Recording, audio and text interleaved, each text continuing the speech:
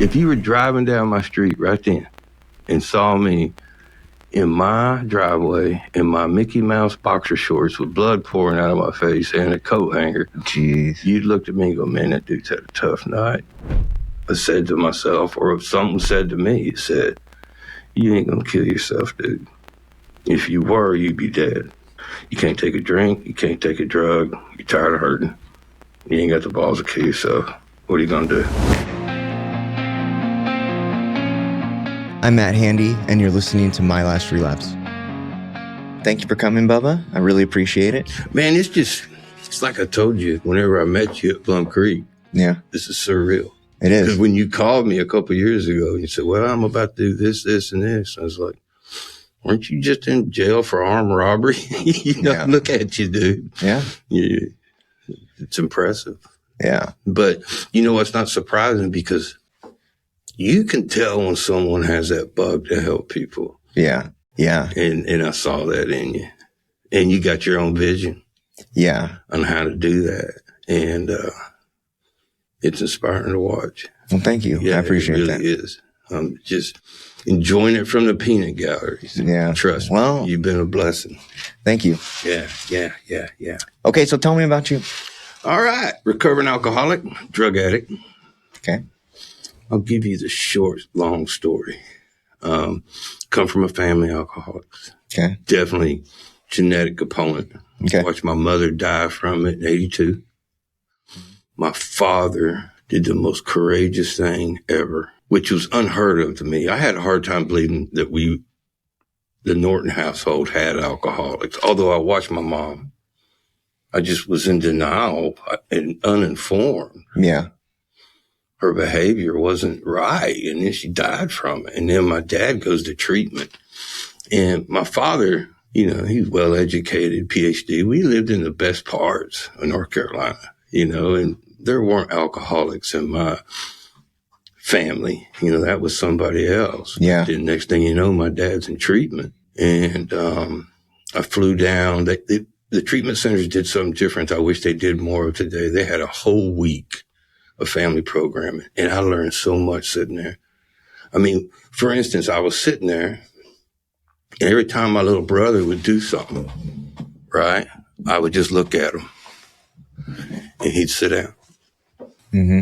And the psychiatrist pointed out, said, "You realize you've been controlling that kid your whole life because your parents weren't able to?" Mm. And I never imagined I had that much influence over anybody. I just look at him. Boom. Yeah. How old are you? I was 20. He was 14. Oh, wow. Yeah. And so anyway, we go through the treatment with the family week, and I learned so much. And to this day, I remember sitting on that plane in the airport and thinking to myself, I said, you're an alcoholic. Mm-hmm. But I was fixing to fly back to the mountains of North Carolina and Myrtle Beach. I wasn't thinking about not drinking anymore. Yeah. I knew it, but I wasn't ready to stop. Mm-hmm. So there's just more denial. Well, hope that works out for my dad, right? Fly back to North Carolina and moved to Texas. 5 years passed. My 5 years and 3 DWIs later. Okay. September 19th, 1987. I'm sitting in jail. And I had what they call an epiphany. Yeah. And I said, Bubba, you never been in jail sober. I did the math. Now, I tell people this is where I have such a huge advantage on everybody. And I was lucky. Yeah. Because for 5 years, my dad would take me to a meeting. He'd always bribe me with a meal afterwards, and that's the only reason I went. And I would go. And for 5 years, it wasn't that he stopped drinking. He was a different guy. Yeah. And growing up, we were two opposites. We fought. He wanted, my little brother's just like him. He's an attorney. Okay. Right? Yeah. And my dad had a PhD. And like I said, I couldn't spell PhD. Yeah. I was an athlete. I played everything. Yeah. Right? And he didn't know which end of a golf club to hold or which end of football to throw. We were just opposites. But 5 years, I'm sitting in that jail, and I said, when I get out tomorrow, I'm going to a meeting. Yeah. Then I'm going to call my dad. Mm-hmm. Because then all of a sudden I wanted to be like my father. And Crazy. It wasn't sober. It was, I want to be that type of guy. Yeah. Because now he wasn't harming on me. And he wasn't helping me. But he was just always present. He was always honest. Yeah. I mean, you say he wasn't helping you, Mm-hmm. right? But by enabling. Yeah. Yeah. Okay. Now, as a matter of fact, about 2 years before my DWI, I was 23 years old, still living off mom and dad's money. Mm-hmm. Nowhere near getting out of school. And I called him one time and said, hey, I'm out of money, man. He goes, I don't know what you're going to do since you won't get a job. Next thing you know, I'm cooking French fries, boy, and ended up running a restaurant. And but anyway, get out of jail that night, go to my first AA meeting, get a Desire chip, call my dad the next day. Yeah. And he had mixed emotions. You know, he wasn't like, hell yeah, my son made it to AA. Yeah. You know? But he was happy I was there because he knew I needed to be there. Yeah. And this is when I knew things had sort of shifted between my dad and me, because he lived in New Jersey at the time, and I'm sitting upstairs. I mean, I go to a meeting in San Marcos, go up these stairs to where the meeting is, and I go into my second meeting. And my dad was sitting in there. He flew down from New Jersey without telling me to be in that meeting. Yeah. And at first I was pissed he was there. I said, Yeah. did you not believe me? And he said, no, I believed you. He said, I just love you, son. I wanted to come see you. That's right. And that's the first time I'd ever really felt like he loved me. And so I went to work. Good. 90 meetings, 90 days. And here's my fourth step story. All right. 90 meetings, 90 days. Got a crush on this girl. I'm running this restaurant. That restaurant where I was the fry boy. Well, typical alcoholic fashion, a year and a half. I'm the general manager. I'm running that thing. Yeah. Right? And so got a crush on this girl. And we go to Cancun, Mexico together for a week. All right. And I spend a week in Cancun. No drinks, no drugs. Had a good time. Yeah. Flew back. Cured. Oh, yeah. I don't need that stuff. Yeah. You know, that's for real alcoholics, right? Yeah. So I quit going to meetings. And the real reason I quit going to meetings? You want to spend time with her? No, I've dumped her about a week after we got back. Was that fourth step, dude? Oh, of course. It was looming. Mm-hmm. And I was just like, no, I ain't doing that. I don't have to. That's stupid. So I left.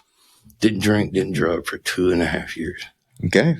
And I cannot begin to describe the insanity of that. But to me, regardless of my behavior, I could rest on the laurels that I wasn't drinking or drugging. Mm-hmm. I could be the biggest asshole in the world as long as I was sober. Yeah. And ended up with a new girlfriend. This is funny. Probably a few. Yeah. Well, this next one, dude, Miss Coppertone, Texas. What? Yeah. She's living with me. She shacked up with me. Right? Okay. And I'm thinking, man, dude, you have arrived. Because now I'm out of school. At the gym every day, Mm-hmm. martial art career, training like a mother, right? And I'm running a restaurant, making $50,000 a year in 89 or 90. Wow. Yeah. Killing it. Yeah. And you got the girl. And I got Miss Coppertone. Yeah. And I got a CJ7 Jeep, my dream vehicle, Yeah. right? She goes to Bastrop for the weekend to see her parents, and she came back to San Marcos that night. She was so giddy, and I said, what happened? She goes, I've been blessed with speaking in tongues. Yeah. Okay. That's what I said. I said, you got to go. Ain't going to be no speaking in tongues around here. And you know what she did? She left. And I didn't really want her to. Yeah. Next thing you know, I had this broken heart, man. And I didn't know what to do. I never heard like that. Yeah. And how long are you guys together? 2 years. Oh, yeah. That'll do it. Yeah. And I told her, I said, you're not even supposed to be religious. Your job is to wear that bathing suit in the back of my Jeep so everybody stares at me. But anyway, she left. I called my dad. I go, I don't know what to do. I'm hurt. And he goes, why don't you go to a meeting? The thought never entered my mind, right? So I go to this meeting. And topic's a third step. I don't understand it, but it gives me an ounce of peace. You know, just trust something, not yourself, right? Maybe this is the way things are supposed to be working out. And there was this guy sitting beside me, and he had this big head of afros. I don't think he had a haircut in 5 years, that or a beard. And he had these little round Jerry Garcia glasses on, and he rocked the whole meeting. And he sat here doing this, staring at me for an hour. Yeah, uncomfortable. Oh, dude, I'm looking at this guy and I'm going, this is the reason I quit going to meetings in the first place. Look at this guy, right? And so when the meeting was over, I wasn't the guy to linger. I was making a beeline for the door. He cut me off. Yeah. He goes, hey, man, are you a newcomer? And I went, no, I'm 3 years sober. He goes, you a visitor? I go, no, it's my home group. He goes, he goes, I ain't seen you. And I started telling the sad story of Miss Coppertone, and he was shaking his head, rocking. And then he asked me, he goes, hey, did you go to college? I said, I did. I graduated. He said, good. You know how to write. And he knew. He said, you college boys always stop before that 4-step. And he got real serious. Yeah. He said, you're lucky to be alive or sane. And he showed me where that 4-step was in the big book. And he goes, I would strongly encourage you to go do it. Now, that's been the story of my recovery. Okay. I will kick a can down the road until the pain's unbearable. Okay. And the pain then was unbearable. If you'd have told me to stand on my head in downtown Austin, I'd have done it. Right? So I did it. And I called him 2 days later. I didn't know who to do a 5th step with. I didn't have a sponsor. Yeah. He said, I'm happy to do it with you, or I'll help you find somebody. I go, no, come on. Yeah. And we did it. And then he looked at me when I was done. So typical. He goes, that's it. Yeah. Right. And then we went to work on some resentments. Yeah. And he ended up being my sponsor. And that dude saved my life. Yeah. I never loved anyone initially the way I did Charlie. Right. And 2 years later, he calls me. He was living in Wembley. I'm in San Marcos. He says, hey, come get me. I'm going to a speaker. I want to go to a speaker meeting tomorrow night. He lived by himself, didn't have any family. I drove from San Marcos to Wembley to pick him up.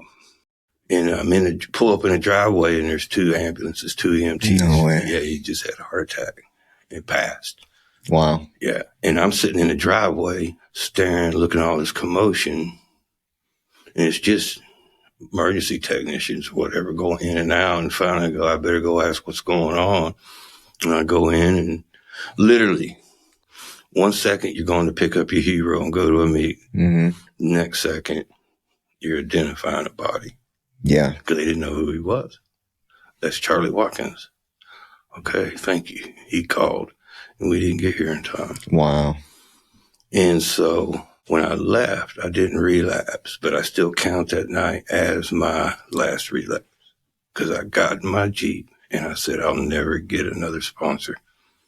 And I still went to meetings for about 6 months and didn't get a sponsor.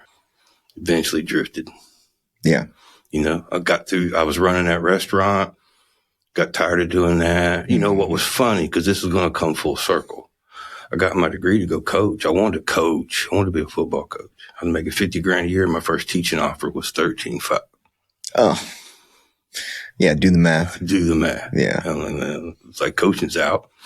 So, I'm just living in San Marcos, living my best life. There's a young lady that I've had my eye on for 3 or 4 years. And I tell my best friend, that's the girl I'm going to marry. She was married to the daughter of a real prominent family in town. Beautiful. And my best friend said, that ain't going to happen. Married her 6 months later. That's right. Had 2 kids. Yeah. Left there. Went in the car business. Was a finance guy. Making more money. Miserable. Mm-hmm. Fast forward to, that's around 91, 92, let's say. 98, I got my first daughters born. Wow. And I'm opening up my first MMA, my first martial arts school. Yeah. I'm writing commercial insurance. I'm making good money. And I'm on top of the world. Yeah. Training judo. Didn't land right. Cracked 3 discs in my neck. 98. Keep that year in mind. Do the math. Okay. Are they fusing shit back then? They asked me if I wanted, they were going to fuse 3 vertebrae. And I went, nope. It'll run my martial arts. Yeah. They said, we've got this new thing called pain management. And there's some pills you can take that manage the pain. We can get you epidural shots every 3 months and you'll be able to live a normal life. Yeah. I go, I want that. Yeah. And they gave me a prescription for Percocet. Yeah. And at the time, I didn't want to get high. Yeah. I was hurting. But having drifted from that program, yeah, I had no respect for it. Because 98, I was 11 years clean and sober. Yeah. And bulletproof, brother. Mm-hmm. They give me a script. Are you ready? 6 Percocet a day. And, to the moon. Yeah. And, it took me 9 years to get a PE degree. But in 2 months, I turned into a doctor and decided I needed 7 Percocet a day. Oh, yeah. And then it's off. It led to an opiate addiction where I'm eating 60, 70 pills a day. Wow. Did you ever have liver complications around it? Never one. It's the grace of God. Yeah. Don't know how. Kidney stuff? Nothing? Nothing. Lucky. Yeah. Very lucky. That's a lot of Tylenol. But it was all Norcos, Percocet, every opiate pill form you could take. I don't know if I get my hands on some big old oxy and snort them, I would. Mm-hmm. But, at the time, it was real easy to get them. I had 4 or 5 doctors within 50 miles. I had 4 doctors in Florida. All I had to do was fax some copy of my MRI reports. Yep. All 4 would mail me like $200 a month. So now you're talking about like early 2000s? Yeah, right up to, early 2000s. And my cleaning lady who cleans the house, she's got 6 relatives on Medicaid to get 150 Norcos a month. I'm making good money, so I'm like, hey, I'll give you $500 a bottle every month. I got pills coming in everywhere, man. Yeah. Right? And no one knows because you can hide that. Yeah. Now, my wife at the time, bless her heart, she knows. For sure. It's hard to hide a lot of pills. Oh, dude. I was, and plus, as you go, you just taking more and more and more. And there's times I'd be knocked out from her. Falling asleep in the driveway in the car. She'd just start crying. And bless her heart, she blamed herself. Oh. Which a lot of people do. I never look on it till then, She was like, am I not good enough? Why are you doing that? Oh, yeah. And, my first inclination was, you're crazy. I got to have these drugs. But the real truth of the matter is the lesson I talk with people about is that anonymity.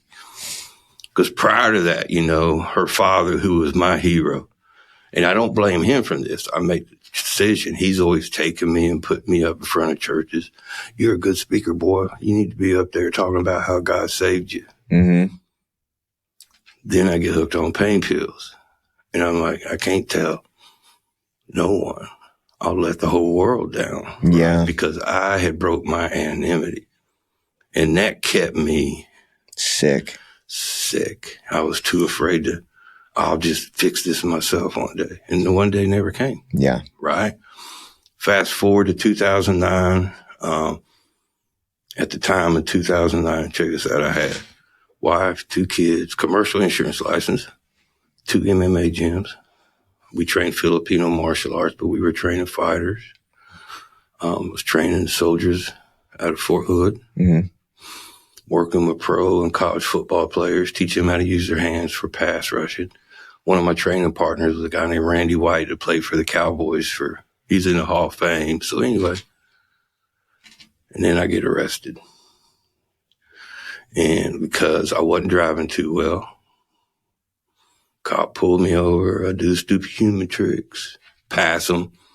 This is what's crazy, because then he asked me, he said, hey, do you mind if I search your truck? And I knew I didn't have to let him. But for some reason, I went, no, go ahead. I think I was just out of it. Done. Yeah. Right. Oh, yeah. I really did. I think, man, you can't keep this up. Yeah. And sure enough, I get thrown in jail. No doctor ever said, take 60 and call me in the morning. I had a sack bigger than this desk. And I go to jail, small town, San Marcos. My father-in-law is a prominent man. The sheriff drives to his office and says, hey, Bubba's locked up for possession of pain pills. He was floored. That dude was my hero. Mm-hmm. Came, bailed me out. I signed one piece of paper. He got me out on his name. I'm living in New Braunfels at the time of my wife, and we drive the 45 minutes. Didn't say one word. Mm-hmm. I get there and I go inside. My wife's done. And we decided probably best if we separate. Right?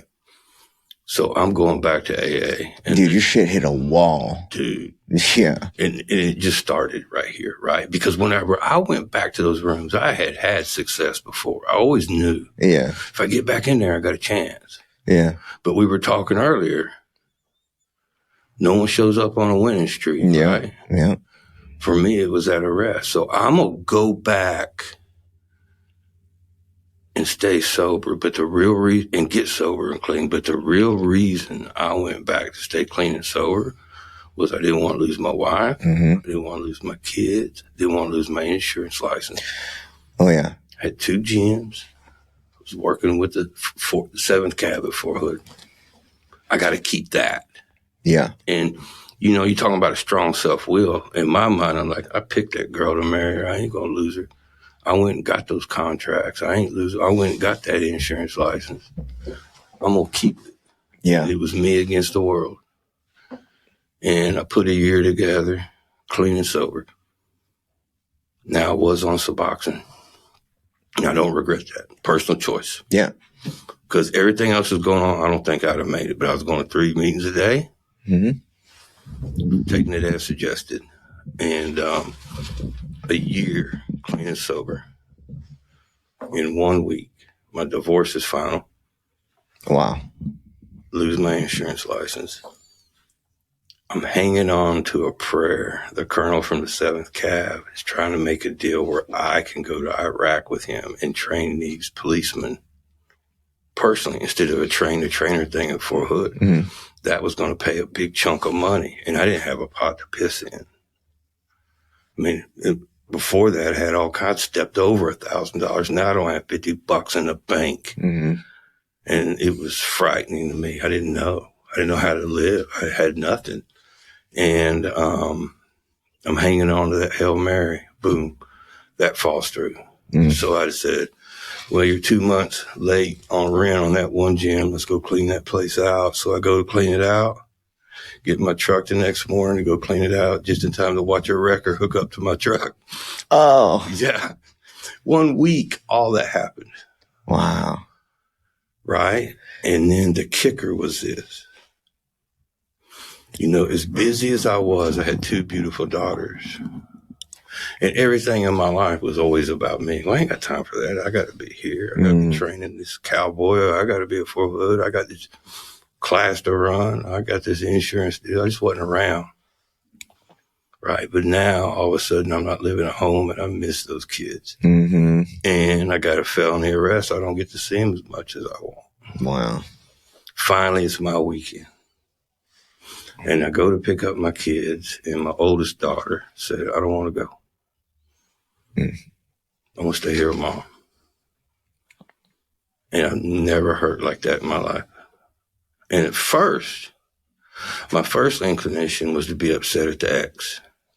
Yeah. What she's saying. And then I had one of my first real moments of clarity, and I don't know if it was a God, but sometimes I think you just get quiet enough to where the bullshit in your brain stops. And a voice said, what is she telling her? Nothing but the truth. Everything she's saying, you did it. Yeah. Right? And so why don't you change and be the type of guy that she wants to go home with? So I left. Next week, up and down, had a pistol in my mouth 3 times, dude. Mm-hmm. And couldn't pull the trigger. And this is the weirdest part of the story. Everyone has moments like these. I don't downplay them, and they're only significant to the person who experienced them. But I love Steve Earle. He's a singer-songwriter, heroin addict. He's my favorite songwriter. He wrote a song called God is God. Wasn't even published yet. I think Joan Baez had recorded it, but I heard him sing it on YouTube. And there was this line in there that said, I receive the blessing. Every day on earth is another chance to get it right. I don't know what it was about that, but something grabbed me by the throat and goes, dude, if you pull the trigger, this is how the story ends, right? And then another moment of clarity, and this one was scary because I said to myself, or if something said to me, it said, you ain't gonna kill yourself, dude. If you were, you'd be dead. Yeah. You ain't doing it. You can't take a drink. You can't take a drug. You're tired of hurting. You ain't got the balls to kill yourself. What are you going to do? So now whenever I go talk with people about AA or the 12 steps, I go, I get it, dude. I didn't try it until I had no more options. Mm-hmm. Only reason I went because I didn't have the balls to kill myself. But that night I said, all right, tomorrow I'm going to go. I'm going to start doing the work. And I was a year clean and sober. It wasn't the drugs that sent me in there then. It wasn't the drugs that put a pistol in my mouth. Yeah. It was my way of living. Yeah. Right? And the big book says somewhere, I don't know the page number, it says when we double our efforts at a life run of self-will and fail, the pain becomes acute and constant. And that was me. And my life of self-will had just blew up in my face. I had nothing. Yeah. And my own kids didn't want to be around me. So I keep going to the meetings. I didn't have a sponsor since Charlie. Wow. Not even the first year. And I had this guy picked out. He was a big gruff dude because I wasn't going to if I was going to have a sponsor, you were going to be somebody I would let poke me on the chest. Yeah. And I would shut up and listen, right? Very few people are in that category. Yeah. And he was a big, gruff, loudmouth, deep voice dude. And when he went to treatment in 98, he had a $10 million construction company, wife and a daughter, son, had this big ass house in New Braunfels on Lake McQueenie, right on the lake, right? And in 98, we had this historic flood. He comes home from treatment. He's got $500 to his name. His company's bankrupt. Mm-hmm. Wife, son, missing. He don't know where they are. His house is 2 foot full of mud from a record flood. Wow. And I go, most people would have drank, right? Yeah, man. Yeah. And I go, what'd you do? He goes, I grabbed a shovel. I started shoveling fucking mud. Yeah. One day at a time. And I went, yeah. I got to learn how to shuffle mud. Yeah. Right? Because there was something so beautiful and humble about that. I'm going to shovel mud. You know, he had a $10 million construction business. I bet he had people he hired to operate shovels. That's a good point. You know what I mean? But now he didn't do that. And he didn't say, well, I'm too good for a shovel. He said, I'll be right back. I'm going to get a shovel. Yeah. He said, I don't know what to do. Yeah. And he did it. And I said, at that point in my life, that was all that was left in front of me. It was all I could do. Was humble myself enough to be willing to shovel mud. Yeah. Because when we really go to work with this stuff, it's not easy. Yeah. And it takes a lot of humility. Shoveling mud ain't rocket science. Yeah. But it's nobody's favorite thing. That's, simple, not easy. There you go. Simple, shovel mud. I don't want to shovel mud. Tough shit. Yeah. There's your shovel. Let's go. And at that point, I compare it to this, because this is why so many people, I think, can't. This is where a person has to get. Now, I'm sorry, all my stories are stories, because that's what I relate to. Okay? That's fine. Whenever I was training the martial arts, probably right before I got my neck hurt, there was this instructor in Austin that I really wanted to train under. He's one of Dan Anasano's students, and his name was Ray Parr, and I really wanted to train under him. And it was a waiting list. Everybody wanted to train with him, and he only trained people in his garage. So I had to wait my turn. My turn came, I showed up, I was so excited, and he said, hey, man, first day we always spar, that way I can see where I can help you. And I was arrogant. I was like, let's do that. We threw the gear on. He beat the shit out of me, right? I didn't touch this dude. And I was humiliated. He goes, yeah, show up next week. Definitely use some help. Now I'm really mad, right? So I go home, and instead of being happy that I can train under, I spend a whole week sparring, scheming, and planning, because next week I'm going to whip his ass. Yeah. Right? Out chess him. Yeah. I saw what he did. Show up a week later. He goes, you ready to train? And I said, I think I'd like to spar again. And I'll never forget. He said, it's your money. We threw the gear on. What do you think happened? Kicked your ass. Didn't touch him. Went home that night, had an epiphany and a moment of clarity, right? And I said to myself, I said, you can't beat him. It's the most peaceful feeling in the world. It was the first time I ever experienced it ever. I said, you can't beat him. Quit trying. Yeah. Every one of your plans is leading to another ass whipping. Of course. Right? And there's so many parallels there. Oh, yeah. But the only way to get there is what? Yeah, you gotta be in that position. You gotta get your ass whipped. Yeah. And you have to understand and accept it. Yeah. So the next time I go see him, he goes, gave me the signal, what are we gonna do, man? And I told him, man, I said, man, I can't beat you. And then I said these words, teach me how to do what you're doing. Yeah. I'll do whatever you friggin' tell me. Right? And after that, if we went to Whataburger, if he ordered a number 2, no tomato, extra pickles, I say, make that 2. I copied him. Yeah. And when we can get in the rooms and find somebody that's like that, and we can go, okay, I'm going to do whatever you tell me to do because you're doing something that I can't. And we can drop all our preconceived notions, contempt prior to the investigation, and say, you're doing it. I'm not. Show me what to do. And that's the way I looked at John Coates. The day I decided I was going to show him up.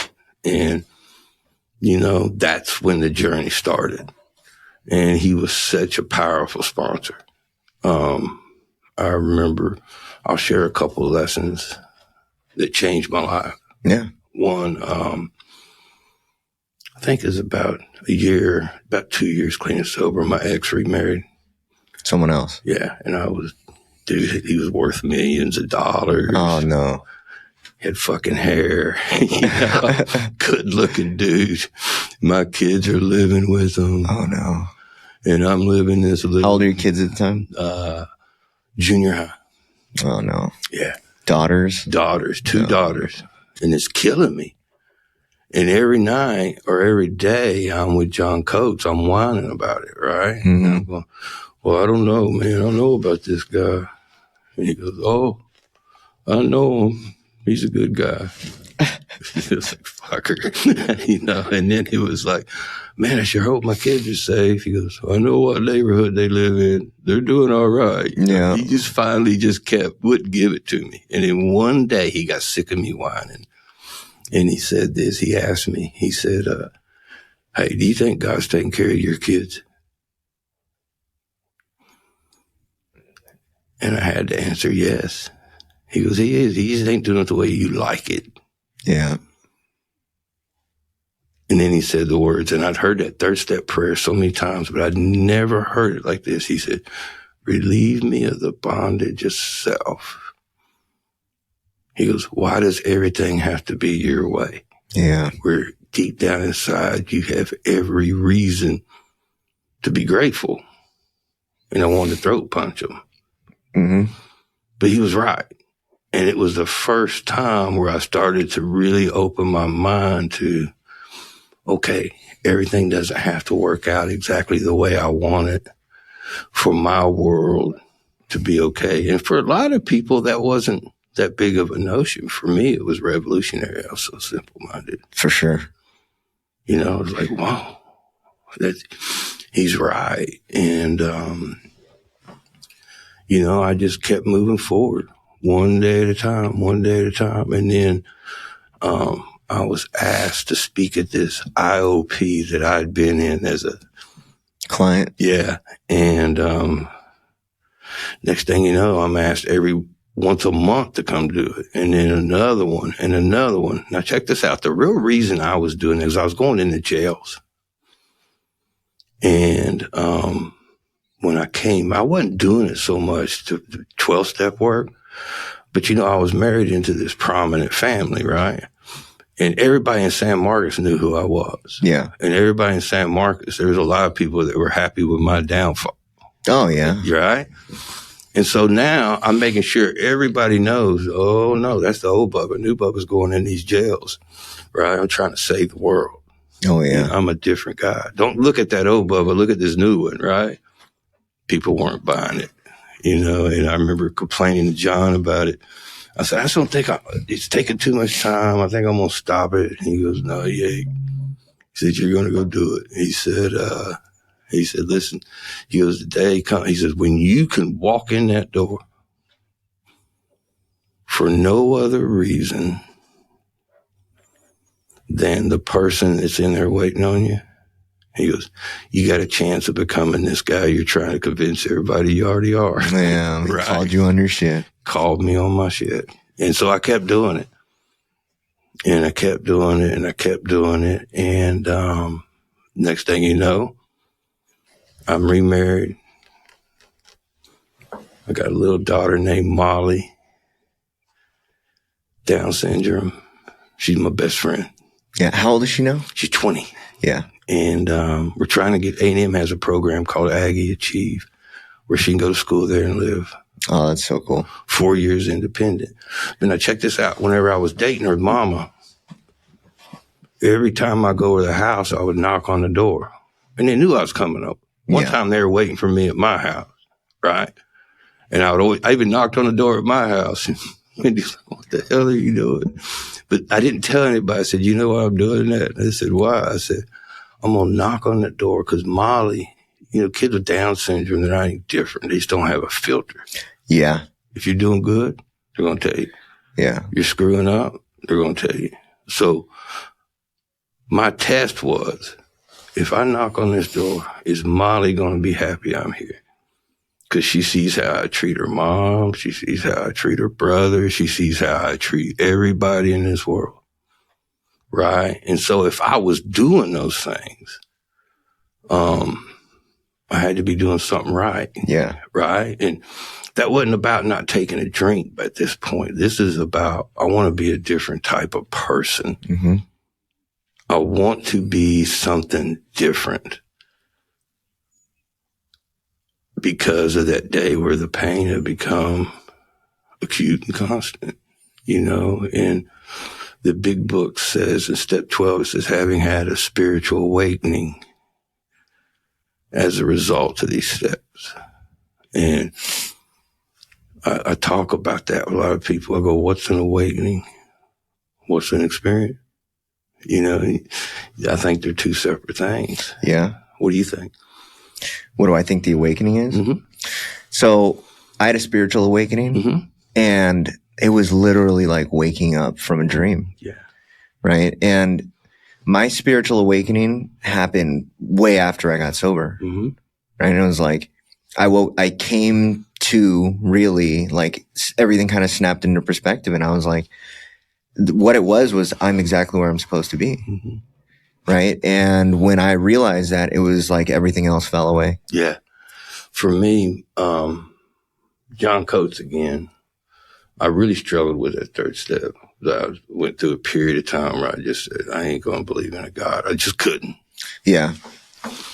And I struggled with it. And John Coates told me a story. He says, man, I went through that too. He goes, when I was in treatment in Mississippi, he goes, I was sitting underneath this tree cussing a God I didn't even believe in. Think about that, right? He goes, and the next thing I know, he says, I felt something thump me on the chest 3 times, and it said, here's the deal, fucker. And I started laughing, right? I go, John Coates, if God ever pokes me on the chest 3 times and said, here's the deal, fucker, I'm going to believe in God. we laughed about it. And I think it was like about a year and a half after that, it dawned on me that every time I asked him a question, you know what he did? Thumped me on the chest 3 times and said, here's the deal, fucker. And for me, that awakening started when I go, holy shit, maybe God's been talking to me all along and I just wasn't capable. You know what? I had a spiritual experience and then a spiritual awakening years later. Yeah. My spiritual, you want to hear it? Yeah, hell yeah. My spiritual experience was this. I was in treatment for 3 years.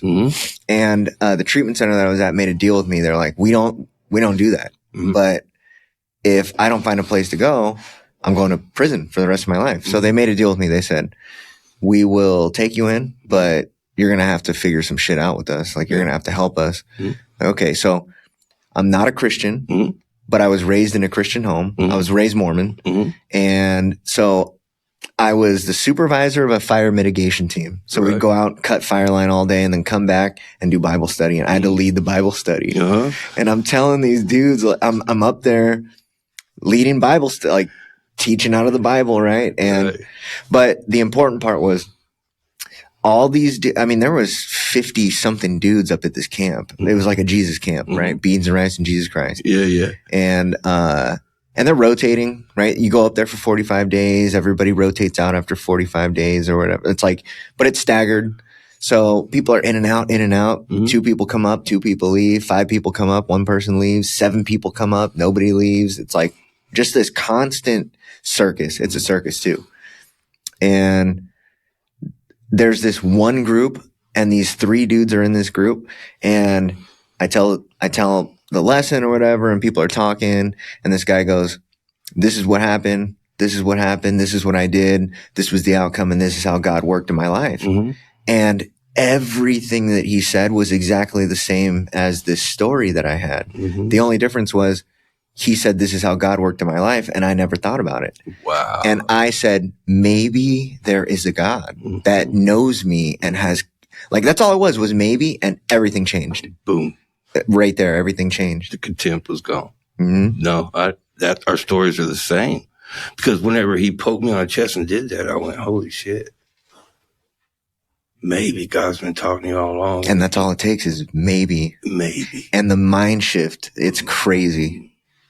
Now, my spiritual experience, experience is something that happened, like right there with you. My experience was that voice telling me, what are you going to do? Because that was so real to me. The awakening was a lot more gradual, where all of a sudden I go, holy shit. Yeah. Now, the real one came, this is my favorite story ever, because this is when I knew I changed. Because, I spent a lot of time in a lot of grub, high testosterone environments, right? And my relationship with my kids were still pretty strange, sadly. But at the time, I lived in the same town with my oldest for 3 years. I didn't see her. And my youngest one came to me and said, hey, Carolina wants to have dinner with us. I ain't seen her in 3 years, man. I go, let's do it. Where we going to go? She says, I don't know. Come get us tomorrow. We'll figure it out. So I was there 5 minutes early, man. And sure enough, I didn't think she was going to come. And sure enough, she gets in the car and my kids go. I said, where are we going to go? I was going to take them anywhere. And they're like, we want to go to Cracker Barrel. So I said, well, let's go. So we go to Cracker Barrel. My kids order pancakes. I say, bring me some pancakes, right? Now, I just got through telling you the whole time I had kids, I wasn't home. Yeah. I missed it. And then the waitress brings us our pancakes. And to this day, I don't know why my daughter did it. She goes, hey, Dad, will you cut my pancakes? And there I was at Cracker Barrel crying like a little bitch. Of course. Cutting pancakes. Yeah. Right.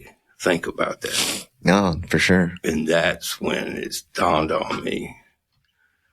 You changed. Yeah. You have a different set of priorities. It was like God said, here tonight, I'm going to let you cut this little girl's pancakes. Might not happen tomorrow. Yeah. But this is what matters. Yeah. And see, before that, I always had to be the biggest dude in the room with the biggest truck. Had to be the biggest big shot. Yeah. And now all that shit fell away. Fell away. And for me, that was the start of spiritual awakening. Yeah. Right? And ever since then,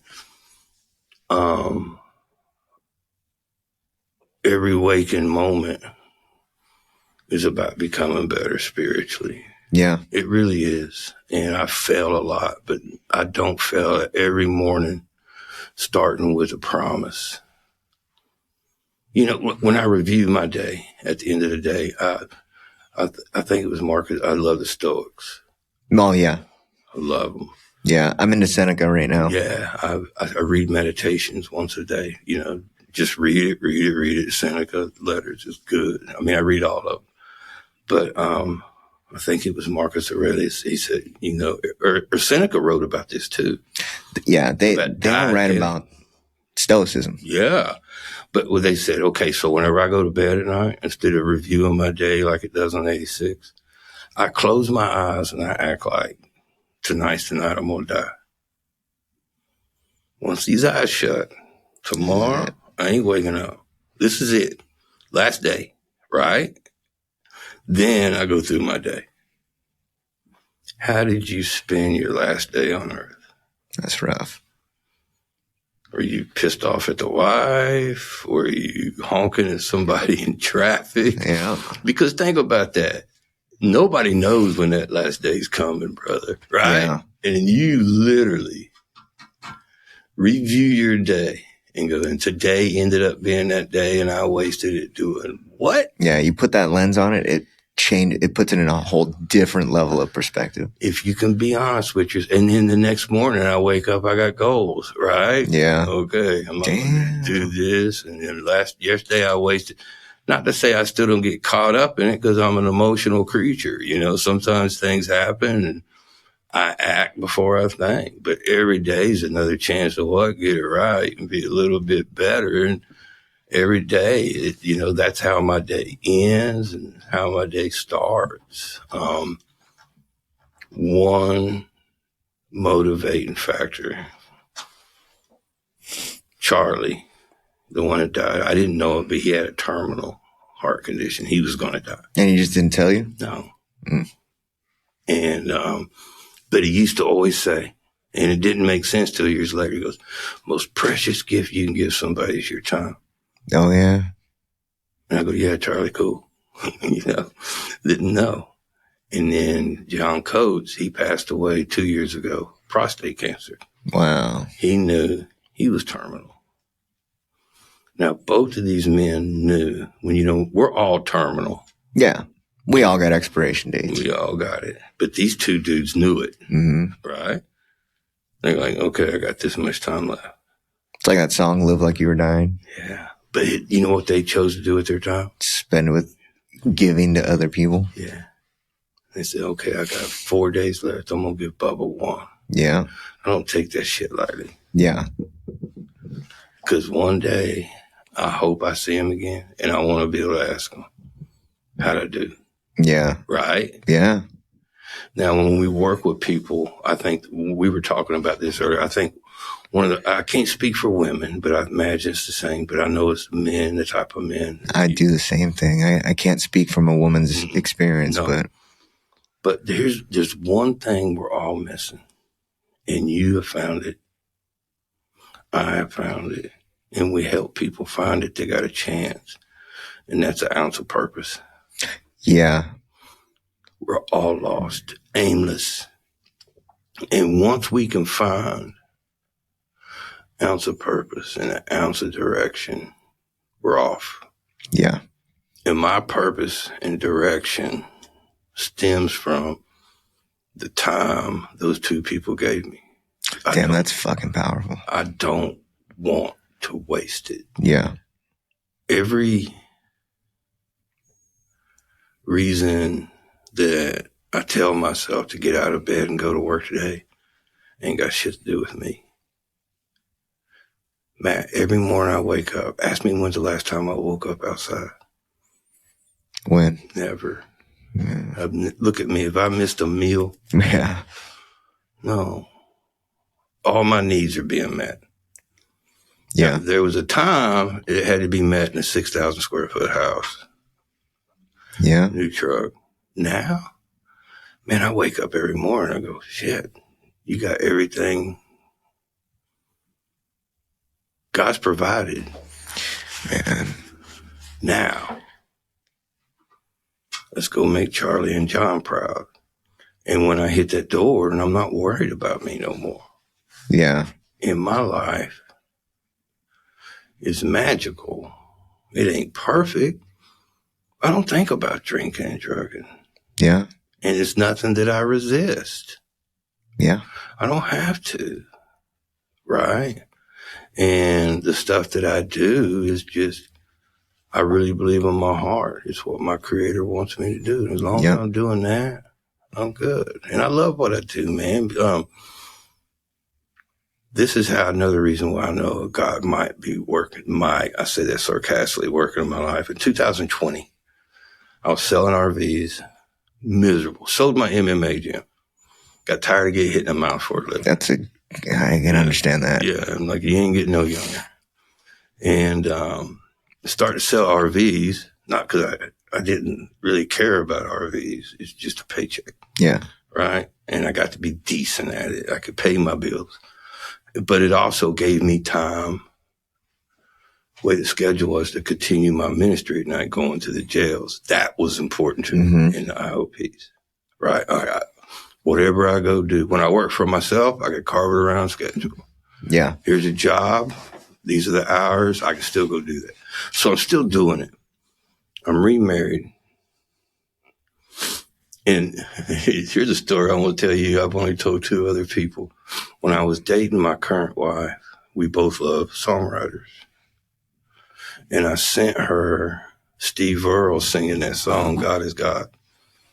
And she called me an hour later and she said, why am I crying? And I said, I don't know, but you're about to get married because she's the only other person that hit. That's funny. Right? And I said, there's something deep there. Yeah. And we've been married since 7 coming up on 8 years, happily. Well, this amazing woman sees me going into jails, and she sees people coming up to me who have gotten out of jail or whatever, and she sees me spending time with people. She goes, why aren't you doing this full time? I said, we starve. I don't even know where to start. Yeah. She goes, we'll be all right. Try it. So I always knew I'd be a good interventionist. Yeah. Because I can get someone's face. And what's an interventionist other than a salesperson? I'm going to sell you a better life, right? And then deep down inside, I've always wanted to coach, teach. Yeah. And which is what we do. We work with families, right? Yeah. And so I go get the training, open up January of 2020, March of 2020.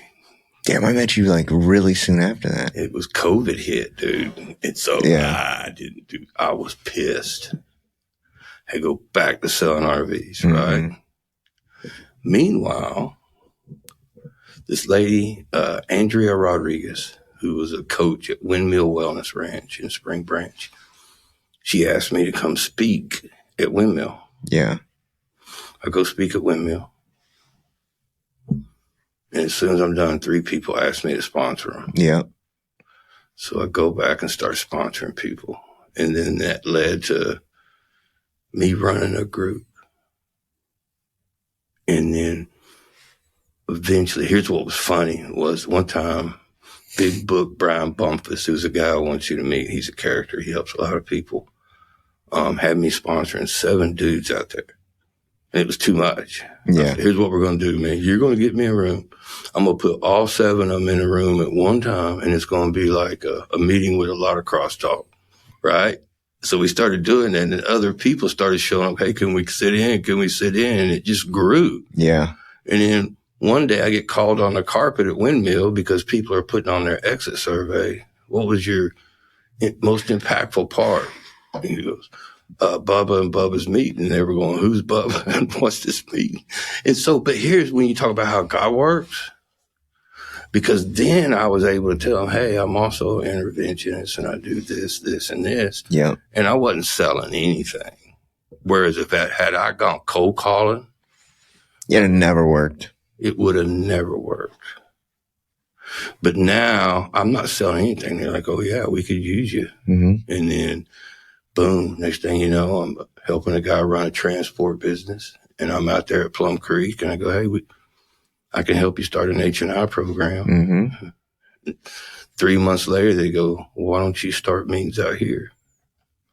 And then one day, little Matt Handy is sitting in there. Yeah. Boom. And that's just been the story for me, because I take meetings at several treatment centers, and I get to meet amazing people. Yeah. Because we got a common bond, which is love of service. Yeah. Right? Mm-hmm. And we're trying to figure out, okay, how are we going to have a biggest impact? And our impacts are going to be different. Yeah. Right? But we share that. Yeah. And when you're doing that, as you know, you meet different people all the time where it's common. Yeah. Where you and I come from two totally different backgrounds. Oh, yeah. But how much alike are we really? I mean, yeah.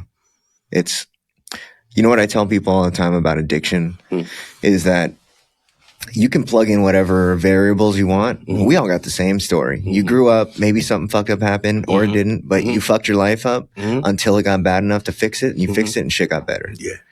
And then after that, you either help people or you don't. Mm-hmm. And if you don't help people, just continue to use. Mm-hmm. And if you help people, continue on. Boom. Boom. And then at first helping people becomes, oh, it's something I got to go do. Right. But then when you watch somebody change, my right-hand man, right before I met you, Eddie, the first guy at Windmill asked me to sponsor him. About a year later, I left the RV business again, and I was trying to get my feet wet, starving. Right? Mm-hmm. But I had learned there was, well, as long as I'm trying to help people, if I'm any help, people will hear about me. For sure. Right? Mm-hmm. So my motivation was just helping people. And other than that, the third step for me is basically trust the process. These are things I'm going to do on a daily basis. And at the end of the day, I'm cool. Yeah. Right? Mm-hmm. I'm cool. And Eddie had relapsed. He was living in New Orleans. And he called. And a day later, I drove my ass to New Orleans, threw him in a truck. He weighed 165, 170 pounds, then drinking a bottle of rum a day. He was a tugboat captain driver. That sounds so cool. Bare knuckle fighter. Oh, wow. Did underground bare knuckle fights downtown New Orleans. Think about this. That's great. That is such a crazy city. Yeah. I thought I was Mr. Tough Guy. And then, and then in his professional life, he's pushing barges up and down the Mississippi River. Sounds like a rough guy. He's just fit in perfect. Everybody in our group's just like that. That's amazing. We're all a bunch of, my biggest hero in my group is a guy named Billy Burrier. Sorry, I know. Billy. Remember Billy? Yeah. Hell yeah, he used to come to Windmill with me. Yeah. Tall redhead Billy. He did like 9 years. Yeah. Right, for ag assault. And when he got out, I'm not sure if you were there to witness this or not, but when he got out, right, but before he went in, he was trained professional. He installed underground cable. Okay. For cable companies, modems, splicing wires, running it, and he made a good living. Well, he gets out of prison. He's looking for a job. Spectrum wasn't going to hire him. They wouldn't give him a look. Yeah. Right? And he kept applying and he kept applying. In the meanwhile, the only job he could get was in Martindale, Texas, at this place that distributed eggs. And for 8 hours a day, he'd put eggs on a carton and put those cartons on a truck because it was the only job he could get. Now, here was the catch. When someone asked him what he did, he never apologized for it. Oh, I work here at this. I wouldn't have done that. So, well, right now, I'd have made up a good story. Well, I'm really an author, but right now I'm stacking eggs, Yeah.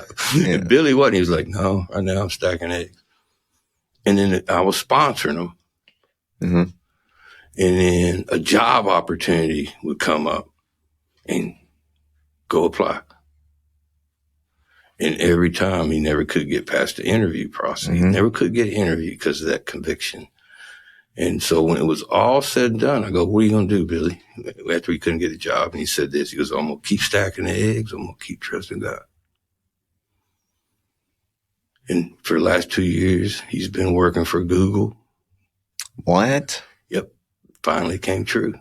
You know, but here's the message of the story for everybody. You know, we want it right now. Yeah. And sometimes, you know, the people I work with, hey, man, you might have to get on a Whataburger. That's beneath me. And Billy's like, no, because you know him. Yeah. You know he's a man of integrity. And then if you'd have knew him prior to going to prison for ag assault with a firearm, think about that. And now that same guy's going, nope, I'm going to keep stacking eggs and trusting God. Now he's working at Google. He's 10 years sober. It's crazy. No one can tell me it doesn't work. He's one of us. So when we bring people in these communities, I'm going, you're in a room full of brothers who know what it is to struggle. For sure. Because life ain't easy, right? We all want easy, but it's not. And now here's the kicker. Not only do you have a brotherhood that doesn't have to say a word other than you can look at them and go, man, I know those dudes are right there where I am right now. And they're living proof. Their life ain't perfect, but they're sober and they're happy, right? Yeah. And so you just keep being living proof and you go, hey, and meanwhile, here's this book. Yeah. Let's follow this book. Yeah. Don't just read this. Do this. Do the work. Yeah. And drag them through the steps. And we were just talking about this earlier. I run into people all the time. Well, two things. I have people all the time say, I tried AA, it didn't work. Yeah. And I ask them, what's the third step say? Insanity. That's two.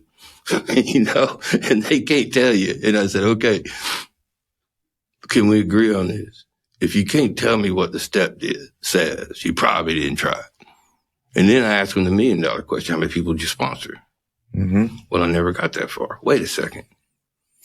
How could you have tried it and then not get that far? I mean, yeah, and then you run into this all the time, I bet. And I think most people run into this, right? It didn't work.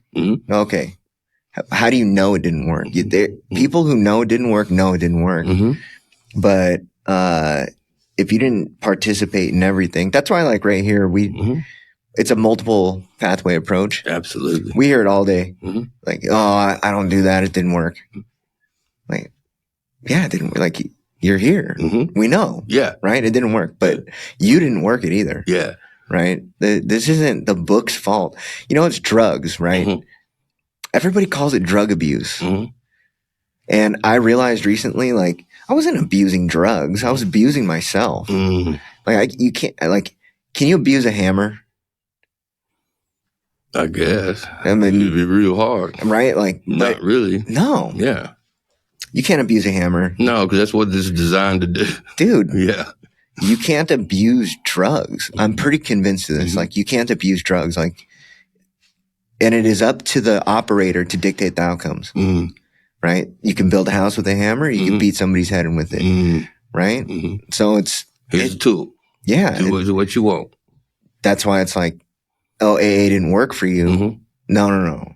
Like, AA, like, in and of itself, it's neutral. It's neutral. Yeah. Everything in my life, I tell people is neutral. Stuff ain't good. Stuff ain't bad. It's just the way Bubba likes it or not. Yeah. Right? Same thing. And AA, the 12 steps aren't for everybody, but it's amazing to me. They're so similar to the stuff that people end up doing. Yeah. Dude, I just tell people, look, especially with Dr. Shaw, and like, we'll get into that, like, off whatever, but this is the well-worn path. And you want the most effective thing. Well, it takes this. And if you don't want to do this, that's fine. But that means you've got to go out there and do this by yourself. Right. And if you do this by yourself, you're probably going to fail. Like, there is no Dr. Shaw, like with the neurology and like all that. You don't get like a sufficient oxytocin dose, it's impossible actually. Dopamine comes from me and oxytocin comes from weed. And the only way to rebuild the prefrontal cortex is to be in a safe place where you have relationships that there aren't walls up. You got to be honest. And most people, that's where it comes in. It's like that fourth step. They lie, or it's a lie of omission more than anything. They don't want to talk about that one thing. Nope. For a lot of men, a lot of that's like sexual trauma. I'm going to tell you what, you nailed it. Because whenever I started working so much with so many people at Windmill, right? And now all of a sudden I'm working with 5 different men a month. And I was blown away. I'm not telling you anything when I say 30% of those men were sexually abused as a child. And they have it. They're just now, you're hoping they're just now willing to be honest about it. Yeah. I was blown away. A guy that railroad is a big Union Pacific uses Windmill for their guys. And there was this big gruff railroad dude that I was working with. And he'd go to Windmill, leave, get 3 months, relapse. And he'd call me before he came back to Windmill and say, hey, will you work with me again? I go, absolutely. I said, tonight I'll pick you up. So Windmill knew I was going to go pick him up at the airport and bring him. And I pick him up and he's drunk. And he gets in my truck and he starts crying uncontrollably. Right? Yeah. This is his 4th trip to Windmill. And finally he tells me what happened to him when he was 5. And I was the first person for him to tell. Yeah. Now the next day he's on suicide watch because he's sobered up and he's like, oh my gosh. I can't believe I told him that. Yeah. Now he's 1.5 years sober. Yeah. You know, but that's there. Yeah. We all have that there. The biggest thing for me, I mean, I grew up so blessed. I didn't have that type of trauma. But that 4th step for me started at night whenever I said, what's my wife telling my kids? Nothing. Everything you did. And so, you know. The truth. So let's take a look at this 4th step. I've got a resentment against my ex. Why? She's telling my kids things about me. Yeah. What was your part in it?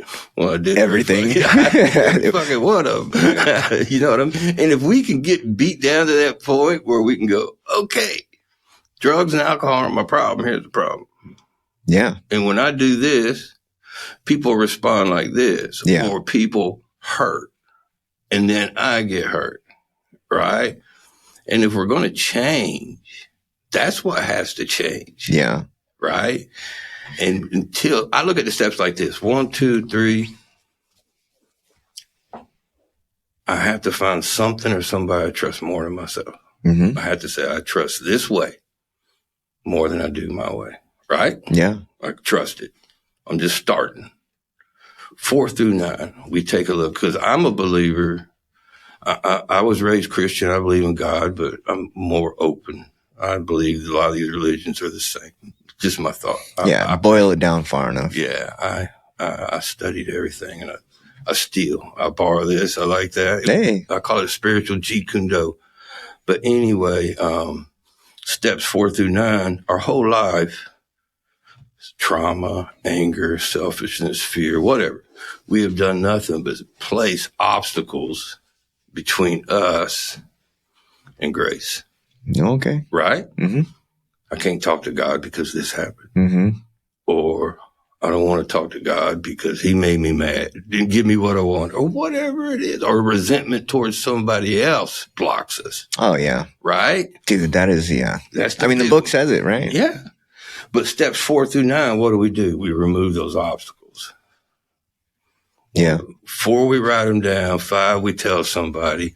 6 and 7, we become willing to have them removed. Right? 8, 9, we go out and try to make an amends. And an amends is nothing more than a promise to be better. Yeah. Toughest amends I ever made was with my father-in-law. And I'll tell you why. Because I called him up right after all that happened, I called him up and said some things I want to talk with you about. And he said, not today, boy. He goes, that's my daughter. He says, I love you, son. He goes, but that's my daughter. It shattered me. Yeah. And then he died 2 months later. Damn. And John Coates, my sponsor, about a year after that, he made me go where he was buried. Mm-hmm. Have that conversation. And here's what I said. And this is an example of an amends to me. Because I told him, I said, you know what? When I asked you if I could marry your daughter, I made a lot of promises. And I didn't keep one. But for the rest of my life, I'm going to try and be that man. Right? Mm-hmm. And to me, that's an amends. Yeah. Yeah, it's like people like to flower this stuff up, but that's just the core of it, right? That's it. I'm going to be better. I might fall short, but my overall goal every day is to be a better man. Mm-hmm. And I don't want to go back. I didn't say I don't want to go back to eating pills. I don't want to go back to being that guy. Yeah. So every day I'm going to work a little bit harder. Which is way different. It's way different. Yeah. And once we start, Bill W. said somewhere, and as Bill sees it, he goes, once we make a commitment to change and become willing to unremittingly do whatever it takes to change, miracles happen, something along those lines. And it's the truth, because nothing has caused me to change more than trying to keep that promise to Paw, try to be grateful for the sacrifice my sponsors gave me. This different motivation, right? Yeah. And so it forces me to change. Yeah. And it forces me to acknowledge when I fall short, because sometimes I do, Yeah. And, but 4 through 9, we just remove those obstacles. And in 10, 11, and 12, that's just keeping the pipeline clear for me, right? I already told you I do my 10-step a little different. I look at it different every night. 11, 12. And I still struggle with this. I won't pray for anything other than knowledge of God's will. That's what it said. Hey. I don't ask for nothing. Dude, I just had this conversation before you came in with somebody. Mm-hmm. And it was like, yeah, I mean, anytime you pray for yourself, God ain't hearing it. No. Yeah, God is not hearing that. It's sort of like saying, for me, hey, what I have ain't good enough. Yeah. Here, I'm going to give you a to-do list today. Yeah. Hey, God, I got a better idea. Yeah, right. How does that work? Yeah. Right. Whereas if you could really come from, we talk about, step 12, you come from you talk about borrowing from all these spiritual practices of religion. I mean, it dawned on me as something as simple as the Sabbath. What is that? But a day to stop and be grateful. Yeah. Or more importantly, be content and go, you know what? Today I ain't chasing nothing. Yeah, this is cool. I'm going to trust God 100% today. Because 9 times out of 10, on that one day a week, we're going, oh no, if I don't do this, this ain't going to happen. Right? And so. Oh yeah, multiple days. Yeah. But if we can go one day, you know what, man, today I'm going to circle up with my family, the things that matter. I'm going to say thank you. I ain't chasing shit. I'm just going to rest. And so 10, 11, and 12 are just different things that I practice on a daily basis, trying to keep that pipeline clear. Yeah, you just said practice. Mm-hmm. Right? Yeah. I think people forget that. No, dude. All too many times, I think people assume that it's a destination, even though we hear it, right? It's like, but they forget to practice. I have to practice because I ain't got it. But more importantly, my motto, that 3rd step, is plan the action, not the outcome. Yeah. Because I'm not trying to control outcomes anymore. It used to be everything for me. This has to happen. Yeah. And I can't say that I've worked that 3rd step if I'm trying to make shit happen. So if I focus on what I'm doing, instead of the results, Yeah. my life's easier. And that takes practice. Yeah. Because it's easy for me to stick my paws in. I mean, dude, it's the nature of like our undertone. Mm-hmm. Like if we are addicts and alcoholics, that we need to control it. Mm-hmm. And it's like, dude, no. Even doing this. And I fuck shit up. Oh, God. Oh, man, dude. It's like, oh, God. And then after it's fucked up, I go, God damn it. But isn't that the gift? And you know what? The where it's manifesting the most, I have a 2-month-old. Wow. Right? I saw that picture. I saw it on Facebook. Yeah. I got a 2-month-old, a 4-year-old, and I got a wife. So I got 3 girls. And I always pictured living with 3 girls. I didn't realize it was going to be like that though. Right. But where it's manifesting the most right now is my relationship with my wife, trying to control that. And it's, dude, it's like it ain't happening. No. It just ain't happening. And like a couple nights ago, I was sitting there and I was like, dude, you can't force this square into this circle. It's not going to go your way. It's not going to happen. Dude. No.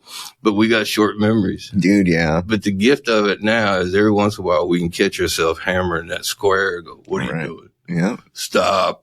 It ain't going to fit, dude. Yeah. And we get to decide how long that takes, right?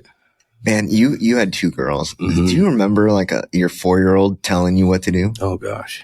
I'm at my house going, can I get some respect in my own house? No, ain't happening. I remember getting in an argument with my ex then. She's like, you 2 are just on a power trip. And I was like, I ain't no power trip. Her damn dad. But, if you take a look back now, how well that worked out. Yeah. Me demanding to have everything my way. It's, that's a losing proposition. It is. It really is. Where sometimes if we can just take a step back. I learned a story about that running a restaurant. I had 130 college kids working for me, right? Jeez. And I hired them because they had to work. Yeah. Because at the time in San Marcos, there weren't that many restaurants in town. If you wanted to wait tables, you were going to come see me. And you came and see me. I go, hey, Matt, why are you here? Why do you need a job? If Matt said, my mom told me to get a job when I got to school. I go, get the fuck out of here. No, I'm paying my tuition. All right, come on. Mm-hmm. So as a manager, every decision I made affected their back pocket. What night they worked, what tables they waited, everything. Yeah. Right? And so they're pretty opinionated. And one night I was having an employee meeting and I was up there, I had these rules. And I remember this guy in the back said, I think rule number 4 sucks or something along those lines. Dude, I was irate, and the whole time I'm thinking, well, I ain't going to do this now, but tomorrow morning I'm going to wake up, I'm going to whip his ass, then I'm going to fire him, I'm going to whip his ass again, right? So I go home that night and I can't sleep. Oh, yeah. Thinking about this guy. And finally it's time to get ready to go to work, and I go in there to shave, get ready for work, and I damn near cut my lip off. I'm thinking about that guy, just pressed too hard. Gosh. Blood's going everywhere. And I started looking for my Copenhagen because I couldn't find it. I don't know why it was so important. I had a dip at that time, but who knows? So I go, well, I think I left it in the Jeep. So I go out to get the Jeep, and while I got home that night, all I was thinking about that guy, I locked my keys and my snuff in the Jeep, right? And, you hear that term, drive drunk, emotional drunk. Yeah, yeah. If you were driving down my street right then and saw me in my driveway in my Mickey Mouse boxer shorts with blood pouring out of my face and a coat hanger, jeez, you'd look at me and go, man, that dude's had a tough night. Yeah. Right? 3 years sober. And Charlie, my sponsor at the time, had never come to my house. And I look down the street and I see a white Dodge Ram truck coming right then, Matt. And I'm going, that was 91, 92. Those trucks just came out. You could see them a mile away, right? I go, no way. And sure enough, he comes pulling up. He gets out of the truck and we stare at each other, right? He goes, what's going on? Yeah. And I told him, I said, you won't believe what happened to me. He goes, let's go inside and talk about it. So I'm in there and I'm telling the story. He's rocking like he did. And he's acting like he gives a shit, right? And he goes, after I told him the story, he goes, you want my suggestion? What you ought to do? I go, yeah. Hell yeah, I do. He goes, all right. Does he work today? Yep, 10 o'clock. He goes, good. When he comes in the office, slam the door, show him you mean business. I was like, yeah. He goes, then when he comes in, he goes, pull him up a chair, tell him to have a seat. And as soon as he sits down, take his shoes off and kiss his feet. What? Yeah, that's what I said. I was like, why would I kiss his feet, Charlie? He said, why wouldn't you? You've been worshiping that son of a bitch for 24 That's so years. funny. It's the truth. And to this day, I've hung on to that lesson. He goes, he's your God. He says, I found you. You're in the driveway with blood pouring down your face. Think about that, dude. Jeez. And then he said something that was funny. It wasn't funny at the time. I bet. He said, besides, rule number 4 sucked. So Charlie's even ganging on. But then the message of the story is this. We were just talking about it. How much easier would it have been for me whenever he said, rule number 4 sucks, if I'd have had just the knowledge to go, oh, really? Let's take a look at that. And have an open mind. Yeah. Do you remember what the rule was? No, it was something stupid. Yeah. I mean, it really was. It was something ridiculous. I had no management skills at that time. You were trying to babysit your employees? No, it was worse than that, dude. I scared people. Oh, okay. You know, once a month, if somebody, I had a stack of applications like this. There was no jobs in that town. Yeah. And someone once a month was 5 minutes late for work, fired them. And then for the next month, everybody was 30 minutes early. Yeah. That was my management skill. That's funny. You know, it was all I knew. And I ran a tight ship. So, and then that was still I was really starting to Charlie was starting to have an effect on me at the time. And that's when I started to change. But, driven by 1,000 forms of fear. It's what spurs our attitude. Take a look at that 4-step. What was I mad at? I wasn't mad at that guy. I was scared he might be right. Maybe number 4 did suck. And if I'd have had an ounce of less ego, let's say, I could have turned around and said, well, let's take a look at that. Yeah. How do you think it'd be better? And then I don't cut my lip off and I'm not kissing his feet all night. Yeah. And it probably would have stayed the same. It probably would have. Because, all right, what's your idea? Yeah, what's your idea? Yeah.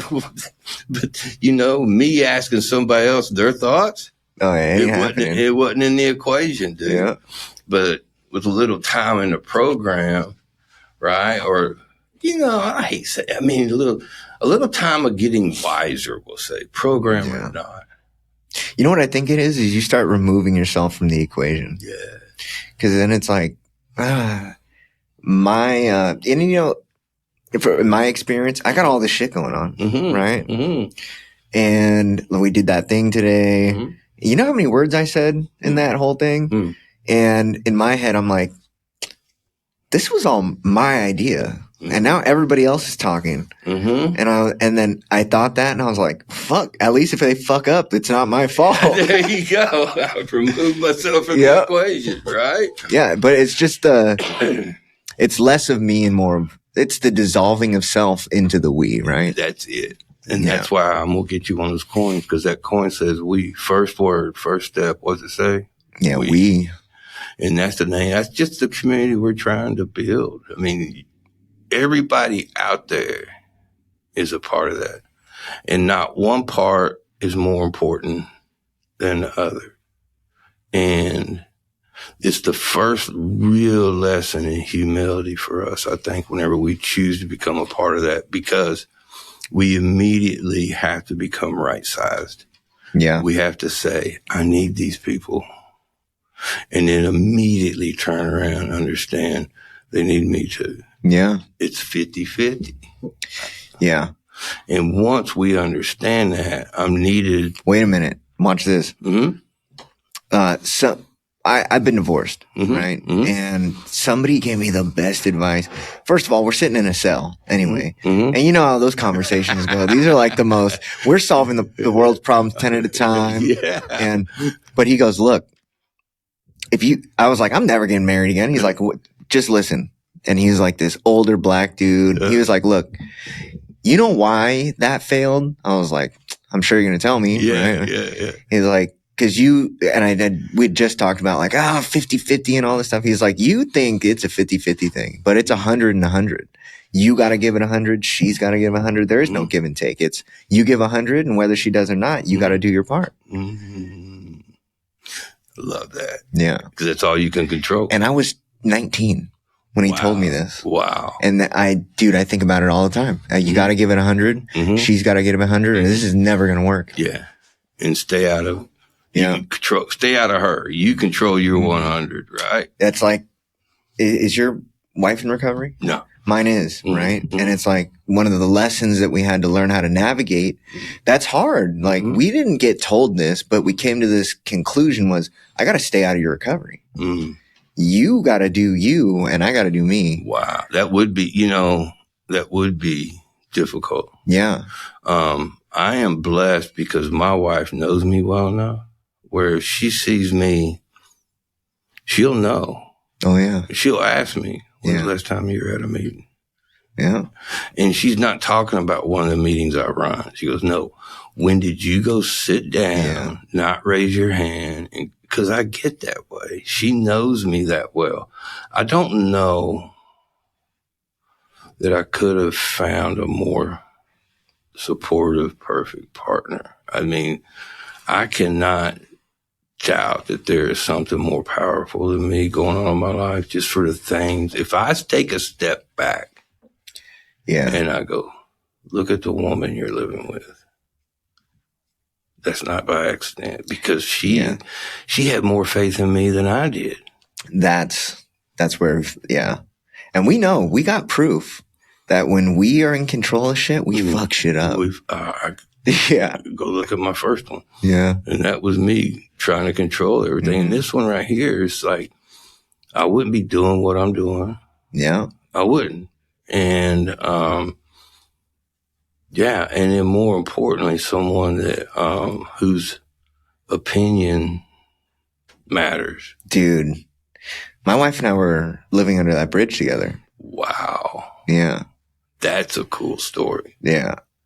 Like, we're coming up on 9 years together, right? And it's been a fucking wild ride, right? But I tell her all the time, it's like, I don't know why I'm trying to win your opinion. I know you. I can't impress this woman to save my fucking life.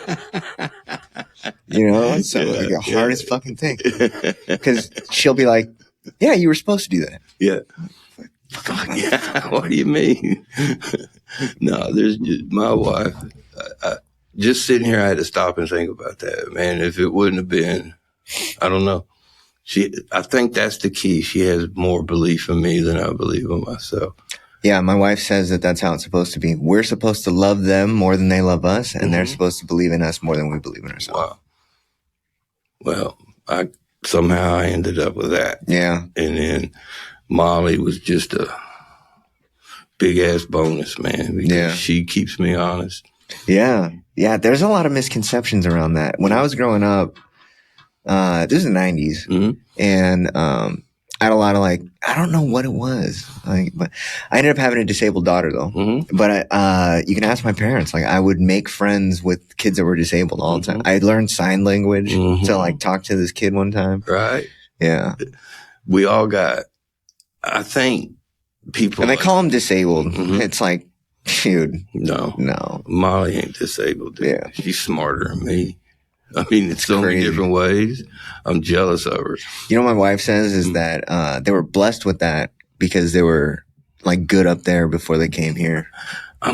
There's something to that because at my roughest day, I always wish I could have an attitude like Molly. Yeah. She wakes up happy no matter what. I mean, dude, when I get up in the morning, I go to the kitchen. Now, my doctor's going to scream, but I drink like a double shot of pre-workout right off the bat. Oh, man. Because I do that because after I drink it, I ain't going back to bed.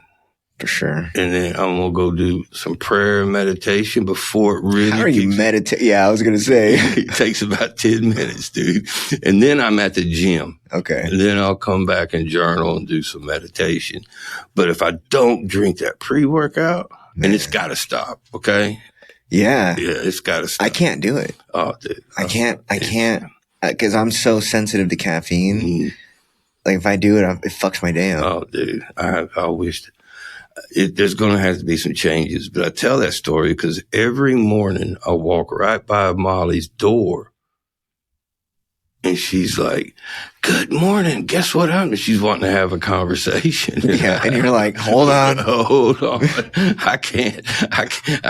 I'm trying to make it downstairs, you know, but she just gets up and she's got that attitude. She's excited about the day. Yeah. You know, she's cheerful. And then guess what? 6 o'clock, she comes home. Same old. Yeah. I want to see her. I want to see her get into A&M, do that Aggie Achieve, have some independence, live by herself for 4 years.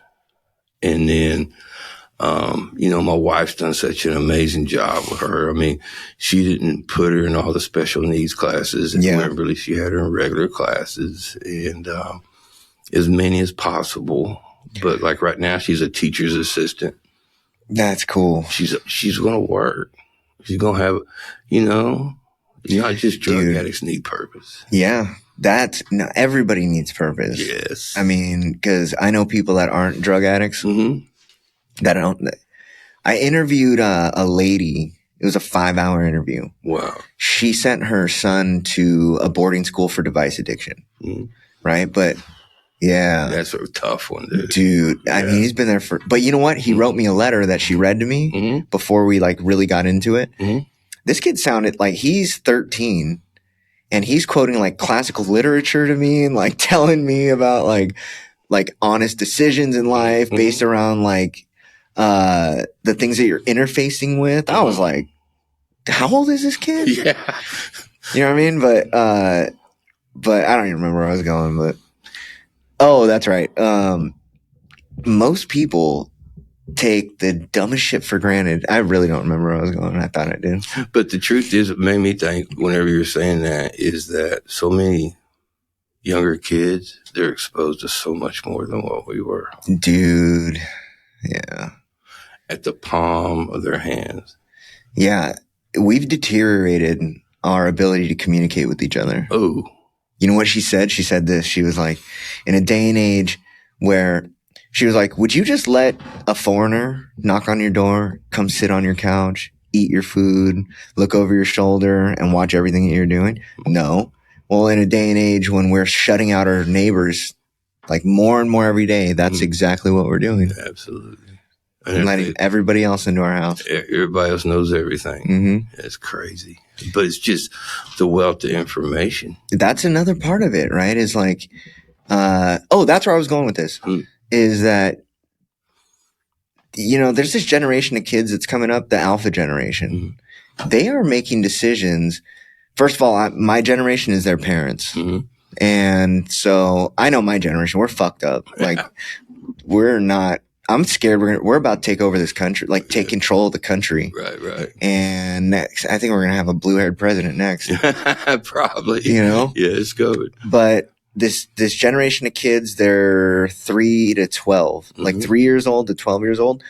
And they're making decisions and commitments to sobriety and celibacy. And it's like 12 and 13. I'm like, I didn't even know what that was. No.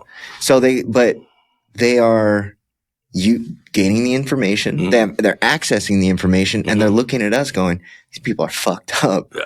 I'm going to do something different. I'm doing something different. Well, then maybe the other generation will make up for us. Yeah. It's like that critical mass that's hitting right now where it's like my generation, let's see, I'm a millennial and then it's like the Gen Zs and maybe there's one in between there. You know, I take a look at all that and I go, Well, my dad probably thought that we were crazy. They did. Yeah, because we were so much more loose. They were more conservative than us, right? They thought we were crazy. Yeah. And now we're looking at the generation behind us going, no, they're crazy. Yeah, but we are. Yeah. Like the generation right after you is fucked up. Oh, dude, I take a look at it and I said this because I used to get mad. And I'm like, you know what? In 5 years, I ain't going to be here anyway. It's their country. I'm going to sit down and shut up. I'm worried. I am too. But at the end of the day, I go, it's their country and coming up. But when I see what's going on, I had to turn that out because nothing will wreck my day worse than that. Yeah. Trust me, I know. I've wrecked many days over this. And you're talking about your morning routines.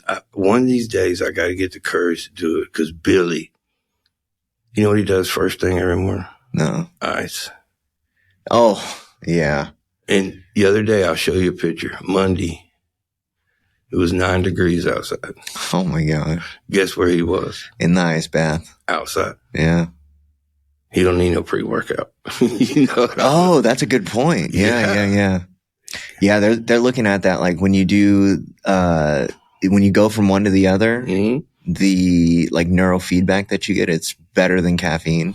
Oh, he's got it down to a science. I mean, he told me, he's like, when you smoke crack, your body releases this much dopamine. Yeah. He goes, ice bath is 4 times the amount. And I'm going, still ain't enough for me to walk outside. Get butt naked and jump in that ice. Jump in ice. I am so out. But you take a look at the benefits of it. Maybe one day. You know what? My grandpa, he's 82 and he just got a sauna. Mm-hmm. Right. And it's the going back and forth from ice to sauna that where you get like the most benefit. I believe it. But I'm sure if he could get into an ice bath, he would have. I think if I could convince myself to do this, because they got those cheap ice baths now. I'm going to look into it because my body, rugby, football, martial arts. Yep. I'm feeling it, bro. Oh, yeah. And it takes a little longer to get moving in the morning. You're close to Austin, right? Yeah. You're plugged into that MMA community? I was years ago. Here late when I sold my gym. Boom. Okay. Well, now it's exploded up there. It's like a whole... It's everywhere. Yeah. When I first started training, it wasn't as much a sport. My teacher was a guy named Dan Inosanto. Bruce Lee had 3 black belts, and he gave Dan 1. Really? Yeah. And I used to fly out to California and train with him. And he was the first one to introduce, well, you can't say mixed martial arts because the Greeks were doing Patreon years ago, but Bruce Lee was the first one to say in the 70s and 60s that a single system wasn't sufficient. Right. And you go watch that movie, Enter the Dragon. The movie starts with what? He walks out there, he's training with Sam Ho, and he punches him, kicks him, does a judo flip, and arm bars him. 1969. And that was sacrilege back then. Yeah. And so he created his art, which was a philosophy, which was Jeet Kune Do, which meant this: absorb what's useful, reject what's useless, and keep what is specifically your own. Yeah. So, number one, from a spiritual standpoint, that's what I try to do every day. I find something that works for me. Martial art world, at the time when I was really training, it was pretty common to go train with different schools. Okay. Hey, go see what this guy's doing. And they were open to it, and you traded information. Yeah. And then whenever, like, I owned our training facility, I had a hell of a coach. He's an asshole, but he could coach and he could fight. But he was like, everything's top secret. Yeah. Shut it down. Yeah. It was just, you got to earn this. Yeah. It was so foreign to me. Whereas we were like, no, go train with this guy, see what he's doing. Go see with this guy, see what he's doing. Yeah. And now you got these dude, well-rounded fighters that understand fundamentals and then go into like these these high levels of achievement in this world. People don't understand unless they're in that world just how good a good fighter is. Yeah. And how much they put themselves through to go do that. Yeah. The demand on the body. What blows me away, because I was like, oh, I'm going to get into this. And then this was in San Diego. I was at Victory. Oh, really? Jocko school? Dude, for like 3 weeks. Wow. I was like, fuck this. I was like, fuck this. And, but just the mental toughness of like, after you get past like the fundamentals and understanding it, it's the chess game that you're playing is insane. Yeah. No, that's the reason jiu-jitsu never was my favorite, because I don't care what you know, someone always had one more move, right? And then at practical age, when I first started, I really wanted to learn Jun Fan or JKD. And then the only way they would teach it to me was if I trained the Filipino martial arts, which was stick and knife fighting. I didn't want to learn it. Yeah. But I had to. Yeah, you didn't want to learn it. You didn't want to go through all that. Then I fell in love with it. Stick fighting? Yes. Look up the Dog Brothers sometime. All right. And it's full contact stick fight. It's real base reality training. The only reason I was able to provide any training to the DPS, Border Patrol, the 7th Cav, was because I was forced to learn that. Yeah. Yeah, a lot of defense. Oh, dude. And plus, whenever I would train strikers, I was like, look, if someone's got a knife in their hand, your angles better be pretty friggin' sharp. Yeah. And if you can learn how to stay out of range from a knife or a stick, man, staying out of range of a hand's pretty boring. Yeah. And you really learn some footwork, and you learn what distancing is, and you learn what angling is, and you become pretty dangerous. Yeah. But, the other thing is when people train, now you can, even MMA to a sport, but like when you're training with knives, how do you make that real? You can't be out there training with a Emerson clip. I mean, were they training with knives? Yeah, we trained with handheld tasers. That's so funny. But think about it. Yeah. If you train with a rubber knife, dude, you're going to get 80 times, you never know it. Yeah. All right. And you think, I'm pretty good. You've been tased a shitload? Oh, dude. Them little handhold tasers. But you know what's cool? The tasing sucks, but you know what it provides? Fear. Yeah, and awareness. Yes. Yeah. Because now I'm scared. Nobody wants to get hit with that thing, like a little handheld. People don't realize how bad those things are. Oh, dude. That's the dumbest thing I ever did. I paid a cop to tase me one time. I bet him. He was a student of mine. And I said, no, I can get to you with my knife before you tase me. He goes, nope. Ain't happening. And then I told him, yeah, I could. He goes, all right, we'll do it. He goes, but I got to recharge my taser, and that costs $20. So after we do it, you got to pay me $20. And I started thinking about it. What I was done the next day, I go, I paid that son of a bitch $20 to tase me. That's so funny. And I've done a lot of stupid stuff, but I remember laying on the ground while he was zapping me. He was going, nope, not a good idea. Yeah, dude, those things will stop you. They will drop in your tracks. In your tracks. And then someone just holding one in their hand. Dude. When it goes off. Oh, yeah. Huh? So with knives, we would use those little handheld tasers to make it real. But with stick, it was a 32-inch stick, 1.5 inches. Yeah, you ain't getting away from it. No. Yeah. And you learn. I mean, because there it's more. They say every fight goes to the ground. To a point's true. But then, guess what? You start with a stick in your hand, eventually, stick's gone. Now we're kicking and punching. Mm-hmm. Now someone's good at going to the ground. Mm-hmm. That's where you're going. It's real life stuff. Yeah. And then when we get to the ground, we always had a clip in our pocket. And you want to wrestle somebody, try to wrestle and try to keep someone from pulling a knife out. Yeah. And your wrestling will really change. Yeah. And then, not to get political, but whenever I watch stuff on TV and you see law enforcement involved and someone's got a gun. Thing right now. Yeah. Yeah. And someone's got a gun and everyone's complaining saying what they should have, could have, would have done. I'm going, you don't know.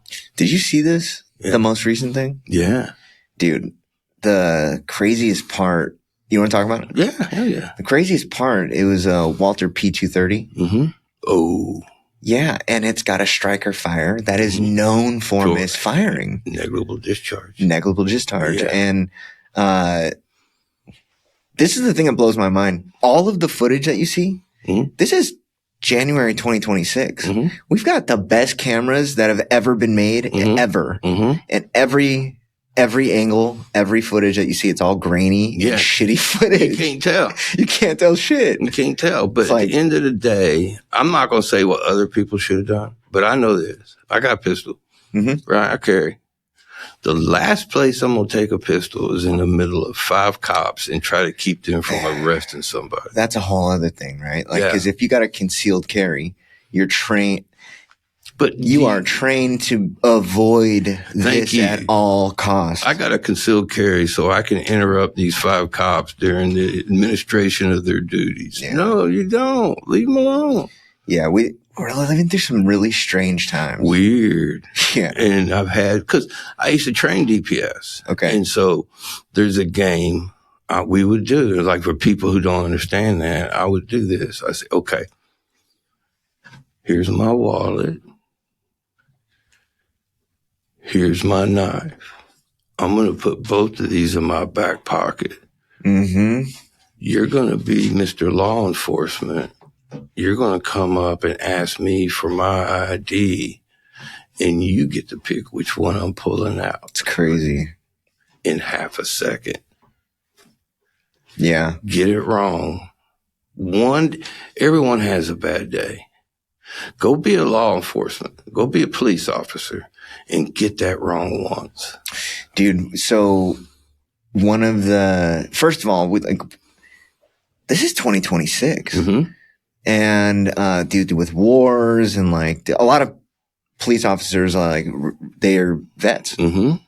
And so whatever, like that's a whole part of this. But for some reason, we fail our heroes time and time again, whether it's what we promise them and then deliver to them when they come back, or by the way that we socially stigmatize them. But then you add in like the mental health component and expect them to go to the VA and fix whatever they got going on.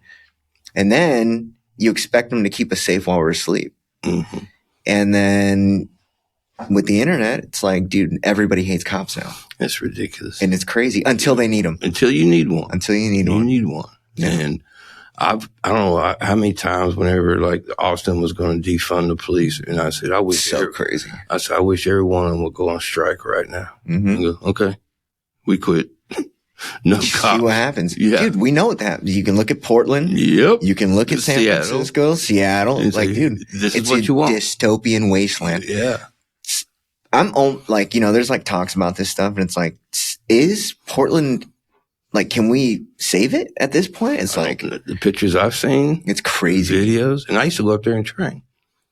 In late 80s, I had a martial arts instructor up there, and I used to go up there and, man, was it Mount St. Helens is right there. You can see it. Bruce Lee's buried there. Parts were cool. Or Bruce is in Seattle. But anyway, just going there, it's beautiful up there. Nice. But now you see it and you go, that's the last place I'm friggin' going. Yeah, it's not even just a dump. The place is overrun with zombies, too. Yeah, I mean, fentanyl. Yeah. Fentanyl, if that would have been around in my addiction, it'd have been over. I'd have been dead. Dude. If you're in this line of work, which you are, you're going to lose 1 or 2 a month. Oh, yeah. And it's happening. I mean, they're not names in the paper. Yeah. I remember when they left treatment. I remember when they got the treatment, whatever. I remember them, and then boom. I mean, there was a guy explaining it to me. He said, the fentanyl, like when they press those pills or however they're doing it, he goes, when they mix it, it's like mixing a big bowl of chocolate chip cookies. That's it's called the chocolate chip cookie. Is that right? Yeah. That's the first time I heard it, and it made it so much sense to me. Yeah. Every batch is going to have some overdoses. Yeah. Now think about this. At the height of my addiction, never once did I say, I better carry around some Narcan in case I overdose. dude, somebody said this to me yesterday. Literally, she was like, he goes, do you know how much EpiPens are now? $600. Good God. And so this is a life-saving measure for his son. Mm-hmm. And he goes, do you think it's fair when people, because fentanyl, Narcan's free. Mm-hmm. If it's free, somebody's paying for it somewhere. And that shit is not cheap, right? And so it's like, who's actually paying for it if the federal government's the one that's distributing it? Taxpayers. Yeah. Right? But is it fair for people who have to struggle to afford their son's EpiPen to look around and see all these people Narcan just taking advantage of it? Man, it's $1 million question. And he was like, dude, it would infuriate me. Yeah, it would infuriate me too. What are your thoughts about harm reduction? Yeah, so peer support, right? Mm-hmm. The way that it was hijacked by the government, because now people think of harm reduction, and it's like they're giving clean needles and pipes to people. Mm-hmm. Harm reduction from a practical standpoint in addiction treatment, that's something totally different. Yeah. And what you're talking about is the guy that was living under a bridge 5 years ago, that was sliming heroin, maybe fucking around with fentanyl or whatever, but now he's smoking weed, right? What was the path that he took to get himself there, and was it a harm reduction model? Did he start to decrease exposure to dangerous situations, and it's like, so when you talk about what is recovery and how is that measured, it's like, well, how do you know when somebody's in recovery? Yeah. Right. Yeah. And through the peer support model, when I heard it the first time, it opened a door for me, and it said, you're in recovery when and if you say you are. And so from a harm reduction model, if you apply it to the peer support model and the harm reduction model, what it's saying is you don't need to be completely abstinent or even planning on being abstinent in order to start working your way there. No, my persons, I don't want to out them, that I love more than anything in this world, right? Horrible alcoholic. And hadn't had a drink in 9 or 10 years, still smokes weed. Yeah. And I told him, I said, I don't care what you're doing. Yeah. Don't change. It's working. Yeah. It's his business. Now, the harm reduction side, like what you said, people get a bad name, I think, because of, San Francisco. Okay, we're going to open up a hotel and every room will have free drugs, free needles. But there's a group in San Antonio, El Corazon. A friend of mine, Scott Dion, used to work there, and there's a lady named Brittany, I think it's Brittany Ackerson, runs it now. And what they do is they take clean needles out to the homeless. Yeah. Right. And bandages. Which is a measure of harm reduction. And when they go out there, they go, hey, let's switch out your dirty needles for some clean ones. Hey, I got a bed available for you. Would you be interested in going to treatment? No. Okay, well, here's some needles. They show up a month later with new needles. And inevitably, some of those people come up to them and go, yeah, I'm ready for treatment. Ready to go. Yeah. Who could argue with a model like that? Yeah. Yeah, I think so. A lot of people are angry with this model because they're paying for it. Yeah. And I think that that's valid. I get it. But at the same time, the government has a way, the government, whatever that means, right? Yeah. The powers that be have a way of hijacking a really good concept and fucking it up. I'm so glad they stayed out of AA. Yeah. Well, have they though? I think for the most part they have. Because you've got probation officers, and I'm not saying this is bad, right? What I'm saying though is sending people there, they're muddying the water. Yeah. Yeah. Right? Yeah. But whenever I get into, you haven't had that classic case of discrimination or something, AA's done a good job of shielding itself from most of it. It is part of their core tenets, right? They stay out of all outside affairs. Yeah, right? and that's what's made it work. But when people tell me that they have no opinion of outside. They got no opinion. Yeah, don't want it. We're about being sober. Yeah, so if there was a door open for them to hijack it, they probably would have. Yeah, but there ain't. I pray it stays that way. I think it will. Yeah. I think because at the core of it, what it ultimately is people saving their own life. And it ought to be eye-opening that people can do that all without the government's help. Okay, so have you heard about this $24 billion scandal that's going on in California? Check this out.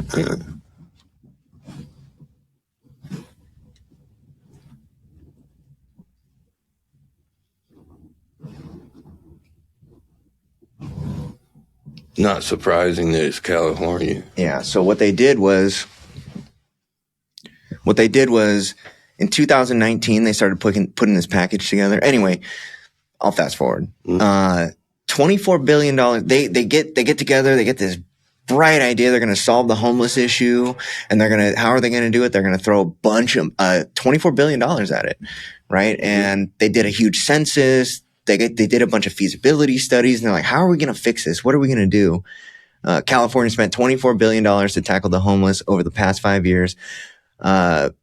But didn't consistently track whether the huge outlay of public money actually improved the situation, according to the state audit released on Tuesday, which this was a little while ago. What they found was they doubled the homeless population. And not only did they double it, somehow fentanyl and COVID came from the same place at the exact same time. Right? And it's like you put all these things together, and what they're trying to do is socially fix an individual problem.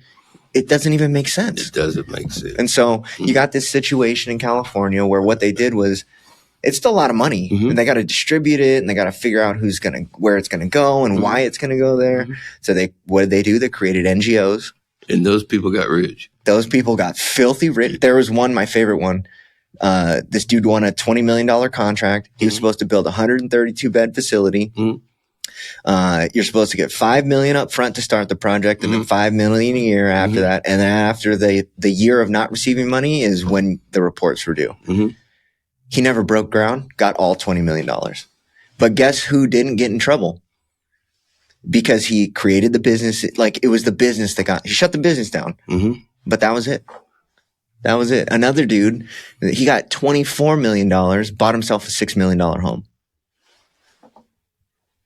This is what happens, right? This is how we think of addiction, right? And this is crazy to me, is that we've dumped billions of dollars into research. And 100 years ago, like, two fuck-ups got together and created this thing where they said that everybody that interacted with it got clean unanimously, unless they were psychopaths or couldn't be fundamentally incapable of being honest, right? Yeah.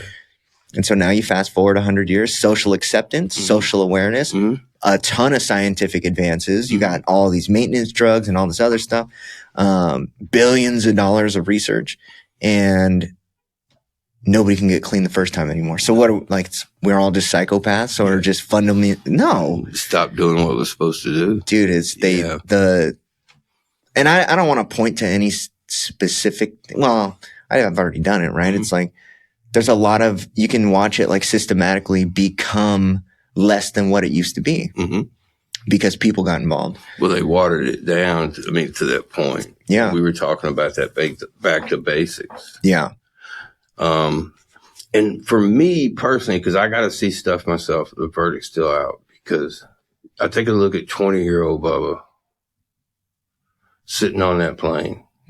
Going. The realization that I was an alcoholic. I wasn't ready to stop, but I knew that I was. So someone goes to treatment, 20 years old, doesn't stick. But for the foreseeable future, in the back of his mind, what can he not deny? Yeah. Right? Did I ever tell you my story, how I realized I was an addict? So, and keep in mind, my brother got sober. So my brother gets kicked out at 16. He comes and lives with me, becomes a heroin addict. Go figure, right? Yeah.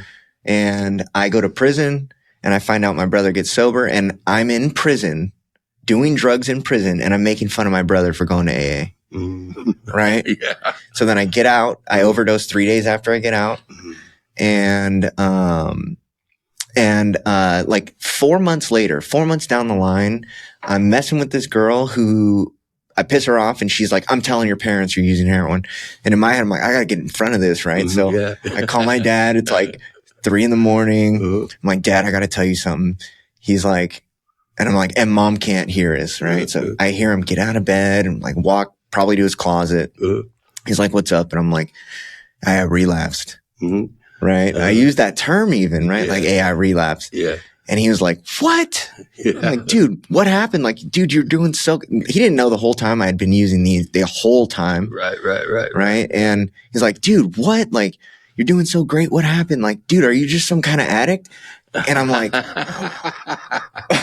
what? What are you calling me? And I was like, oh my gosh, I'm a drug addict. Wow. And this is after prison, after like years already of slamming heroin. Wow. And that's when I realized it. Just the possibility. Yeah. Am I an addict? Wait a minute. Oh my gosh, I'm a drug addict. What do you know that I don't? Yeah, the lens of denial, right? Yeah. It refuses to let us see what we really are. And it says it's cunning, baffling, powerful, right? It is such a slow trickle into the problem. Mm-hmm. The party lasts for a long time for a lot of people. Mm-hmm. But what they don't realize is that the lens that they're looking at through is the party. Shit's destroyed around them. And they're just like, I'm going to go out this weekend. Well, it's the only disease that tells you you're doing good. Yeah. Keep killing yourself. You got this. But I was talking about that with a guy who was on a 12-step call last night. Mm-hmm. I mean, that guy, and you know this, that guy underneath the bridge. Yeah. His brain's telling him, as long as you got this, your world's good. I put this out on the podcast for the first time the other day. It was, I knew that I wasn't going to be okay. I knew it. Mm-hmm. Like there was no doubt about it. But as long as I had something that told me that I was going to be okay and made me feel like I was going to be okay, then knowing it didn't mean shit. Didn't mean nothing. Didn't mean anything. Doesn't have to. Yeah. Because that disease, I mean, someone told me, or I wrote, the ego is the voice of your addiction. Mm-hmm. And that ego is telling you, you got this. The whole time I'm eating 60 pain pills a day. That's so crazy. Right? I'm going deep down inside. There's a voice going, this ain't going to end well. Mm-mm. And there's a louder voice that's going, don't listen. Mm-hmm. You got this all under control. Yeah. Until it wasn't. Yeah. You know what's the funny one is like the tweakers. Mm-hmm. That they look in the mirror and like, oh yeah, I look good. and that was me too, right? Yeah, like, that's me too, man. Dude. And, I remember like looking at myself in the mirror sometimes and be like, all right, you got this. You got this. You got this. And it's like, dude, yeah, okay. Yeah, you're in a mirror. You're looking in a mirror in a hotel that you got after 2 weeks of not showering. Yeah. But as long as we got that drug, we're good, man. Dude, yeah. And then you go right back to it. Right back to it every time. It's insane. It's the definition of insanity, but we have been given a way out, brother. Yeah. Yeah. And that's what, I mean, for me, that's the reason I get out of bed. Yeah. I didn't think twice. I mean, I was so grateful for the opportunity to come down here and do this. But then whenever I was coming down here and the lady called me about her brother, I was like, well, yeah, let's go. Yeah. And I don't know. I hope it's powerful. Dude, it's a different way. If you'd have told me when I met you that I'd be doing this, I'd have been like, you're fucking crazy. If you would have told me when I met you that you'd be doing this, I'd have said that dude's lost his mind. I still remember the first time you called me. I'm going to do this, this, this, and this. I was like, didn't you do time for armed robbery? Yeah. And I was thinking that. Then you kept showing up. Yeah. And then boom, look at you. Yeah. I mean, it's just phenomenal. Dude, but can you imagine if you told me this 5 years and 2 months ago? Mm-hmm. When I was about to rob that bank? No. And I was homeless. Mm-hmm. And I didn't know what the fuck was going on. Mm-hmm. And that like my girlfriend, who's now my wife at the time, told me, hey, I'm pregnant, but I'm leaving you because you're going to get yourself killed because you're robbing connects and stealing from people in Mexico. And like, dude, if you'd have told that guy that, hey, 5 years and 2 months from now, you're going to be taking possession of that, like doing this and like, I'm like, dude, what are you on and where can I get it? Yes. It's the same thing here. If somebody would have told me 10 years ago that I'd be doing interventions, working with the Hays County. Hey, you know what? Where'd you get the name from? What's that? A Better Boat. Okay, great. Kenny Chesney or a guy named Travis Meadows wrote a song called A Better Boat. Okay. And it sings about basically we're building a vessel that can withstand any storm. Yeah. And while the storm is raging outside, deep inside that boat, guess what? It's calm. Calm. And so that's what I tell people. We're trying to build a better boat. That's funny. Yeah. And I heard that song and I was like, ooh, I like that. And then I didn't think about it. And then when I started up the company, what are you going to call it? And I went, Better Boat. You know, I use a boat analogy with people that I work with. Mm-hmm. Cause they'll be like, no, I'm fine. Especially young boy, like young guys, right? Cause they can't disconnect fun from alcohol. Mm-hmm. And that's a big struggle for a lot of young men, right? And I tell them, like, you're going to spend all this time plugging the holes in your boat, and you think you're going to take one of them out and not sink? You think you're going to go back out there and drink and not sink? Yeah, it's a good analogy. Yeah. Dude. You got to keep them holes full. You got to plug those holes and keep them plugged. Keep them plugged one day at a time, man. No, even my logo, I mean, it has a guy in the middle of his mind. It shows a guy with a sail, and he's just sailing, right? Yeah. And then if you look at it right, the start way, he's holding a white flag. Because it starts. Gotta give up. You gotta give up. And then after that, once you get up, the big book says what? Cease fighting everything and everything. Everything in it. Yeah. Everything and anybody. Then the sailing gets a whole lot smoother. Yeah. And, yeah, it was just a perfect name for me. I could teach from it. Yeah. And, it's worked. It's worked. Okay. So what do you do? Now I'm doing interventions, which we talked about, which that's my gift. We do sober transports. I have arrangements with 4 or 5 treatment companies. Soon as someone says, okay, I'll come to treatment, they call, we got a text thread and they go, Bubba, go get this guy. And I got like 15 drivers. I was one of them. Yeah. Yeah. Yeah. And we go get them. Before, a lot of people, oh, you're too expensive. And we it ain't cheap as Uber, but whenever you call, I don't care if it's Midland, Dallas, Houston, we got somebody on the road in 20 minutes. Yeah. And one of the core components of it is, we're not stopping. You're not gonna, there is no like, if you're gonna jump out, you're jumping out at the red light. That's it. Yeah. And we won't stop. Yeah. And we're going to get you there. And before you change your mind, but a lot of treatment centers are seeing that it's helping their census because, you know, if you tell somebody, okay, we'll send someone tomorrow or here, let me book you a plane. Ain't happening. They ain't getting there. Or another treatment center might call them and steal them. I've seen that happen. Many times. Soon as Plum Creek, Ripple Ranch, Starlight, soon as they call, you're there. Boom, we're on the road. And our drivers, this has been the neatest part because I sponsor or know the sponsor of about 90% of our drivers. Yeah. And a lot of people would not take a chance on them.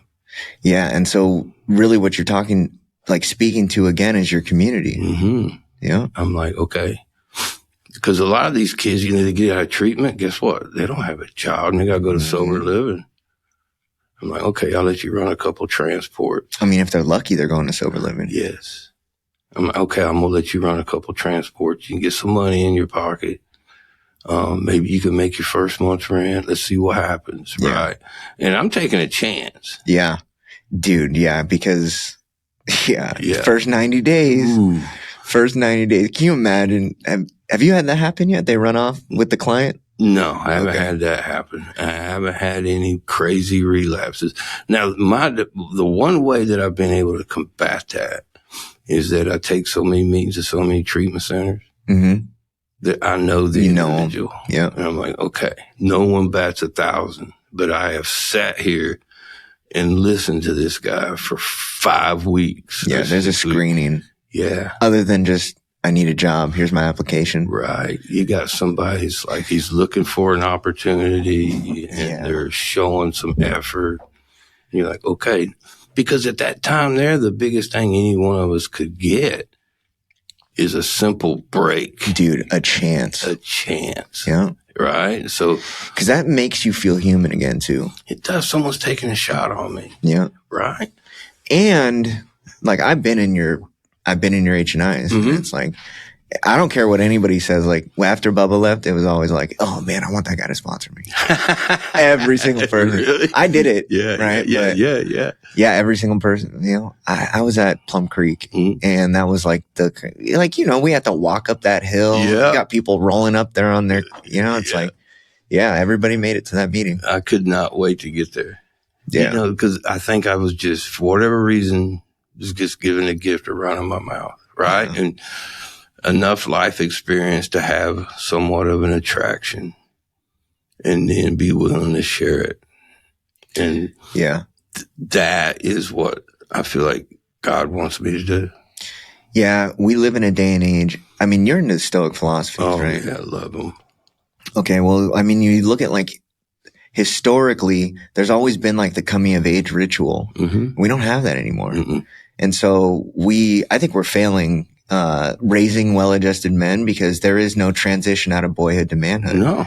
And you don't teach them like, okay, now you're a man. Mm-hmm. Based on your accomplishment, not just you're 18, here's your vote. Like you can go vote.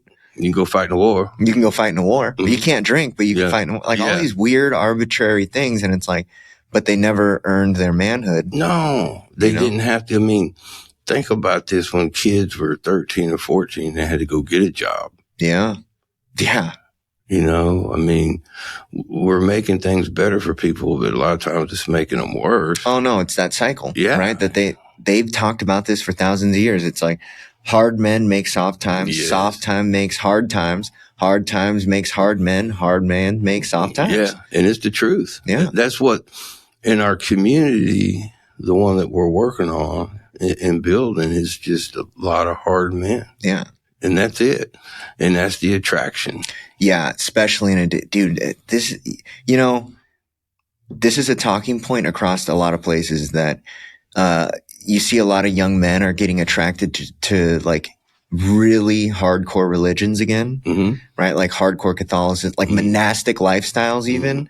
I think the priesthood in the Catholic Church is like and in the Orthodox Church has exploded in the last couple of years. Wow. It's because men are looking for examples, right? And like that's like one of the last bastions of hope for like young men to go find people that are dedicated and follow their word. That's what we're trying to do. But recovery's another place. And that's what we try to take to people say our meetings are different. Yeah. And what we started doing, and I had to tone it down. It was funny.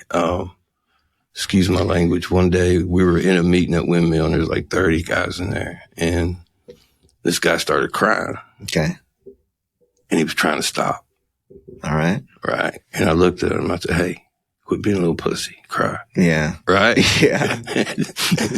Everyone laughed and he started crying. Yeah. And so we had to end our meeting with don't be a pussy. Yeah. Because we were trying to tell people this is the place where you come in here and you're real like that. Right? Mm-hmm. You got nothing to hide. We don't want you putting on airs. Yeah. If you're upset, come in here and be upset.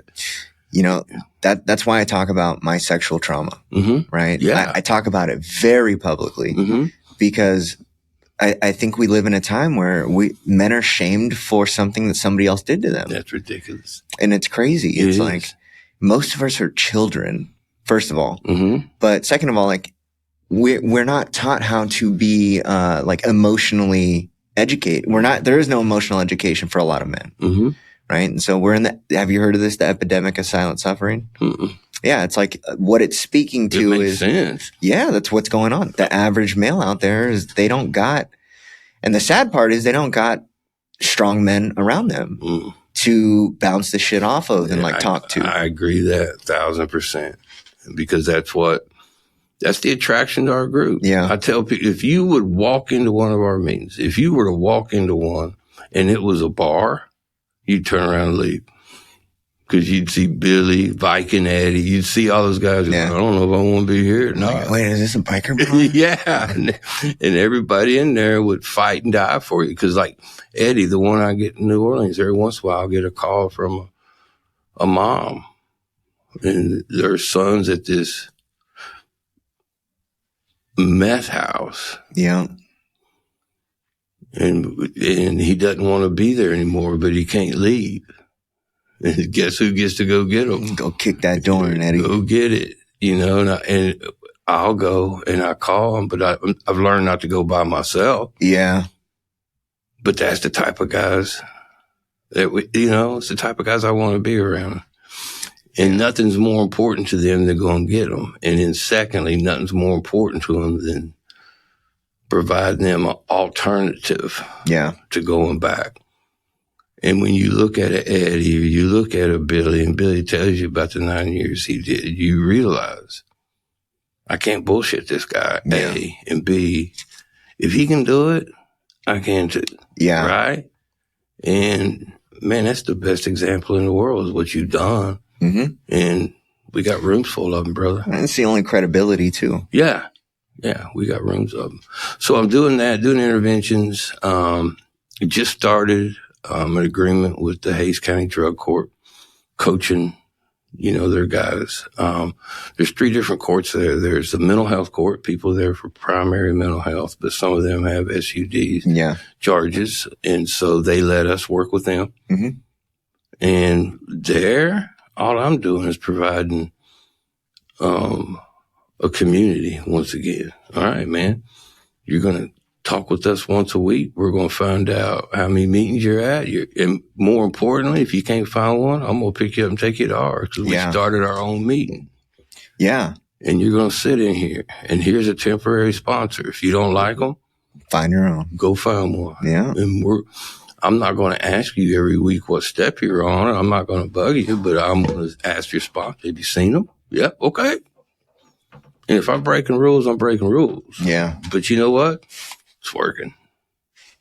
Yeah, I actually, I've interviewed 4 judges around here, and they're all either mental health or juvenile drug court, right? And all the court systems are adopting peer support. It needed. I mean, why would you?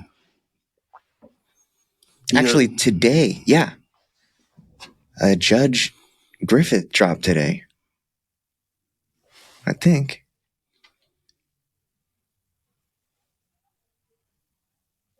Oh yeah, Katarina Griffith from Harris County CPS Court. What about that? Her interview on the podcast got released today. Cool. Yeah. Well, for me, you talk about the definition of powerlessness, right? And what's powerlessness? I'm doing something I don't want to do. Yeah, without against my own will. Against my own will. I don't want to be doing this. I asked a guy one time, I was taking people in jail through the steps, and this guy in an orange suit, I asked him, I said, what's powerless mean to you? The dude started crying. He said, Bubba, I didn't want to go to jail for the shit I didn't want to be doing in the first place. You understand that. Yeah. I understand that. A lot of people don't. Yeah. But my point being is that how are you going to punish somebody who's doing something they don't want to do? It ain't gonna work. Yeah. My John Coates taught me, it was a silly little analogy, but it made sense.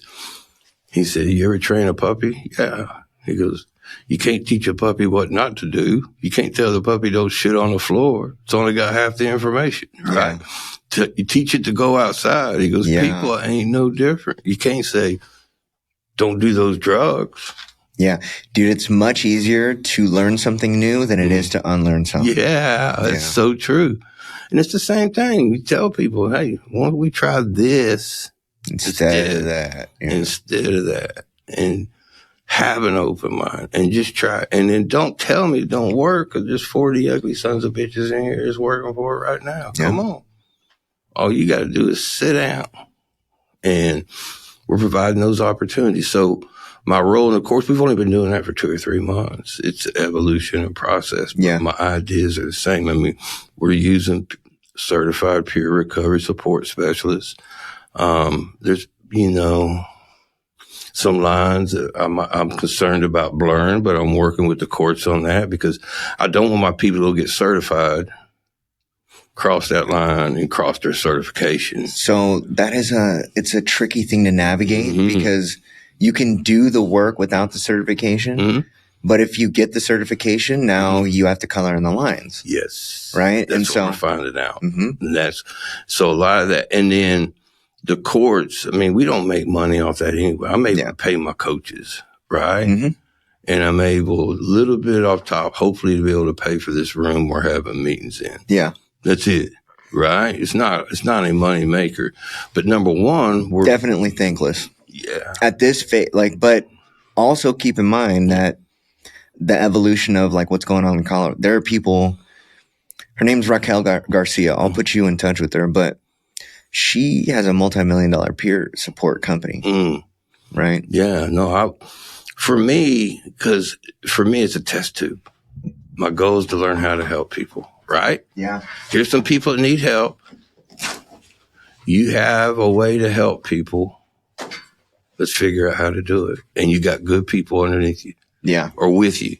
Right? And so let's go do it. And let's find out what works and what doesn't. You know, the beauty of peer support, my vision of what peer support is for the person that says AA didn't work is a springboard into AA. Yeah. Right? Because it's like, peer support will get you far enough, but it won't get you all the way there. No. And, but that's on the back end. On the front end, what it does is it allows the person that's living under the bridge to be in recovery today. Yeah. You know? Well, the people that tell me, like we were talking about that earlier, when it doesn't work, it gives me a chance to go, well, let's throw those steps away. Let's take a look at let's study these Stoic dudes. Dude. Right? Dude, Seneca and Marcus Aurelius both talk about the alcoholic man. Yeah. But you can take someone through 12 steps without numbering them. Yeah. Right from Marcus's book. Yeah. I mean, what did Epictetus teach? Us and nothing that hey, man, you are powerless over everything. You know, you're not controlling anything. You're only controlling your thoughts and your actions. That's it. Yeah. Okay. It's like Sisyphus, right? Like addiction, you were really rolling that rock up that mountain every day just to watch it roll back down. Chasing it. Dude. Where do you think you're going? Yeah. I got you, man. It's crazy. Well, dude, I appreciate this time. Man, I am grateful for the opportunity to come be on it. It means a lot. More important, it's just great to see you. Yeah, for sure. My heart's full. Yeah. Thanks. Thanks for listening to My Last Relapse. I'm Matt Handy, the founder of Harmony Grove Behavioral Health, Houston, Texas, where our mission is to provide compassionate, evidence-based care for anyone facing addiction, mental health challenges, and co-occurring disorders. Find out more at harmonygrovebh.com. Follow and subscribe to My Last Relapse on YouTube, Apple Podcasts, Spotify, and wherever you like to stream podcasts. Got a question for us? Leave a message or voicemail at mylastrelapse.com. If you're feeling overwhelmed or struggling, you don't have to face it alone.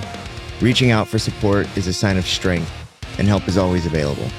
If you or anyone you know needs help, give us a call 24 hours a day at 888-691-8295.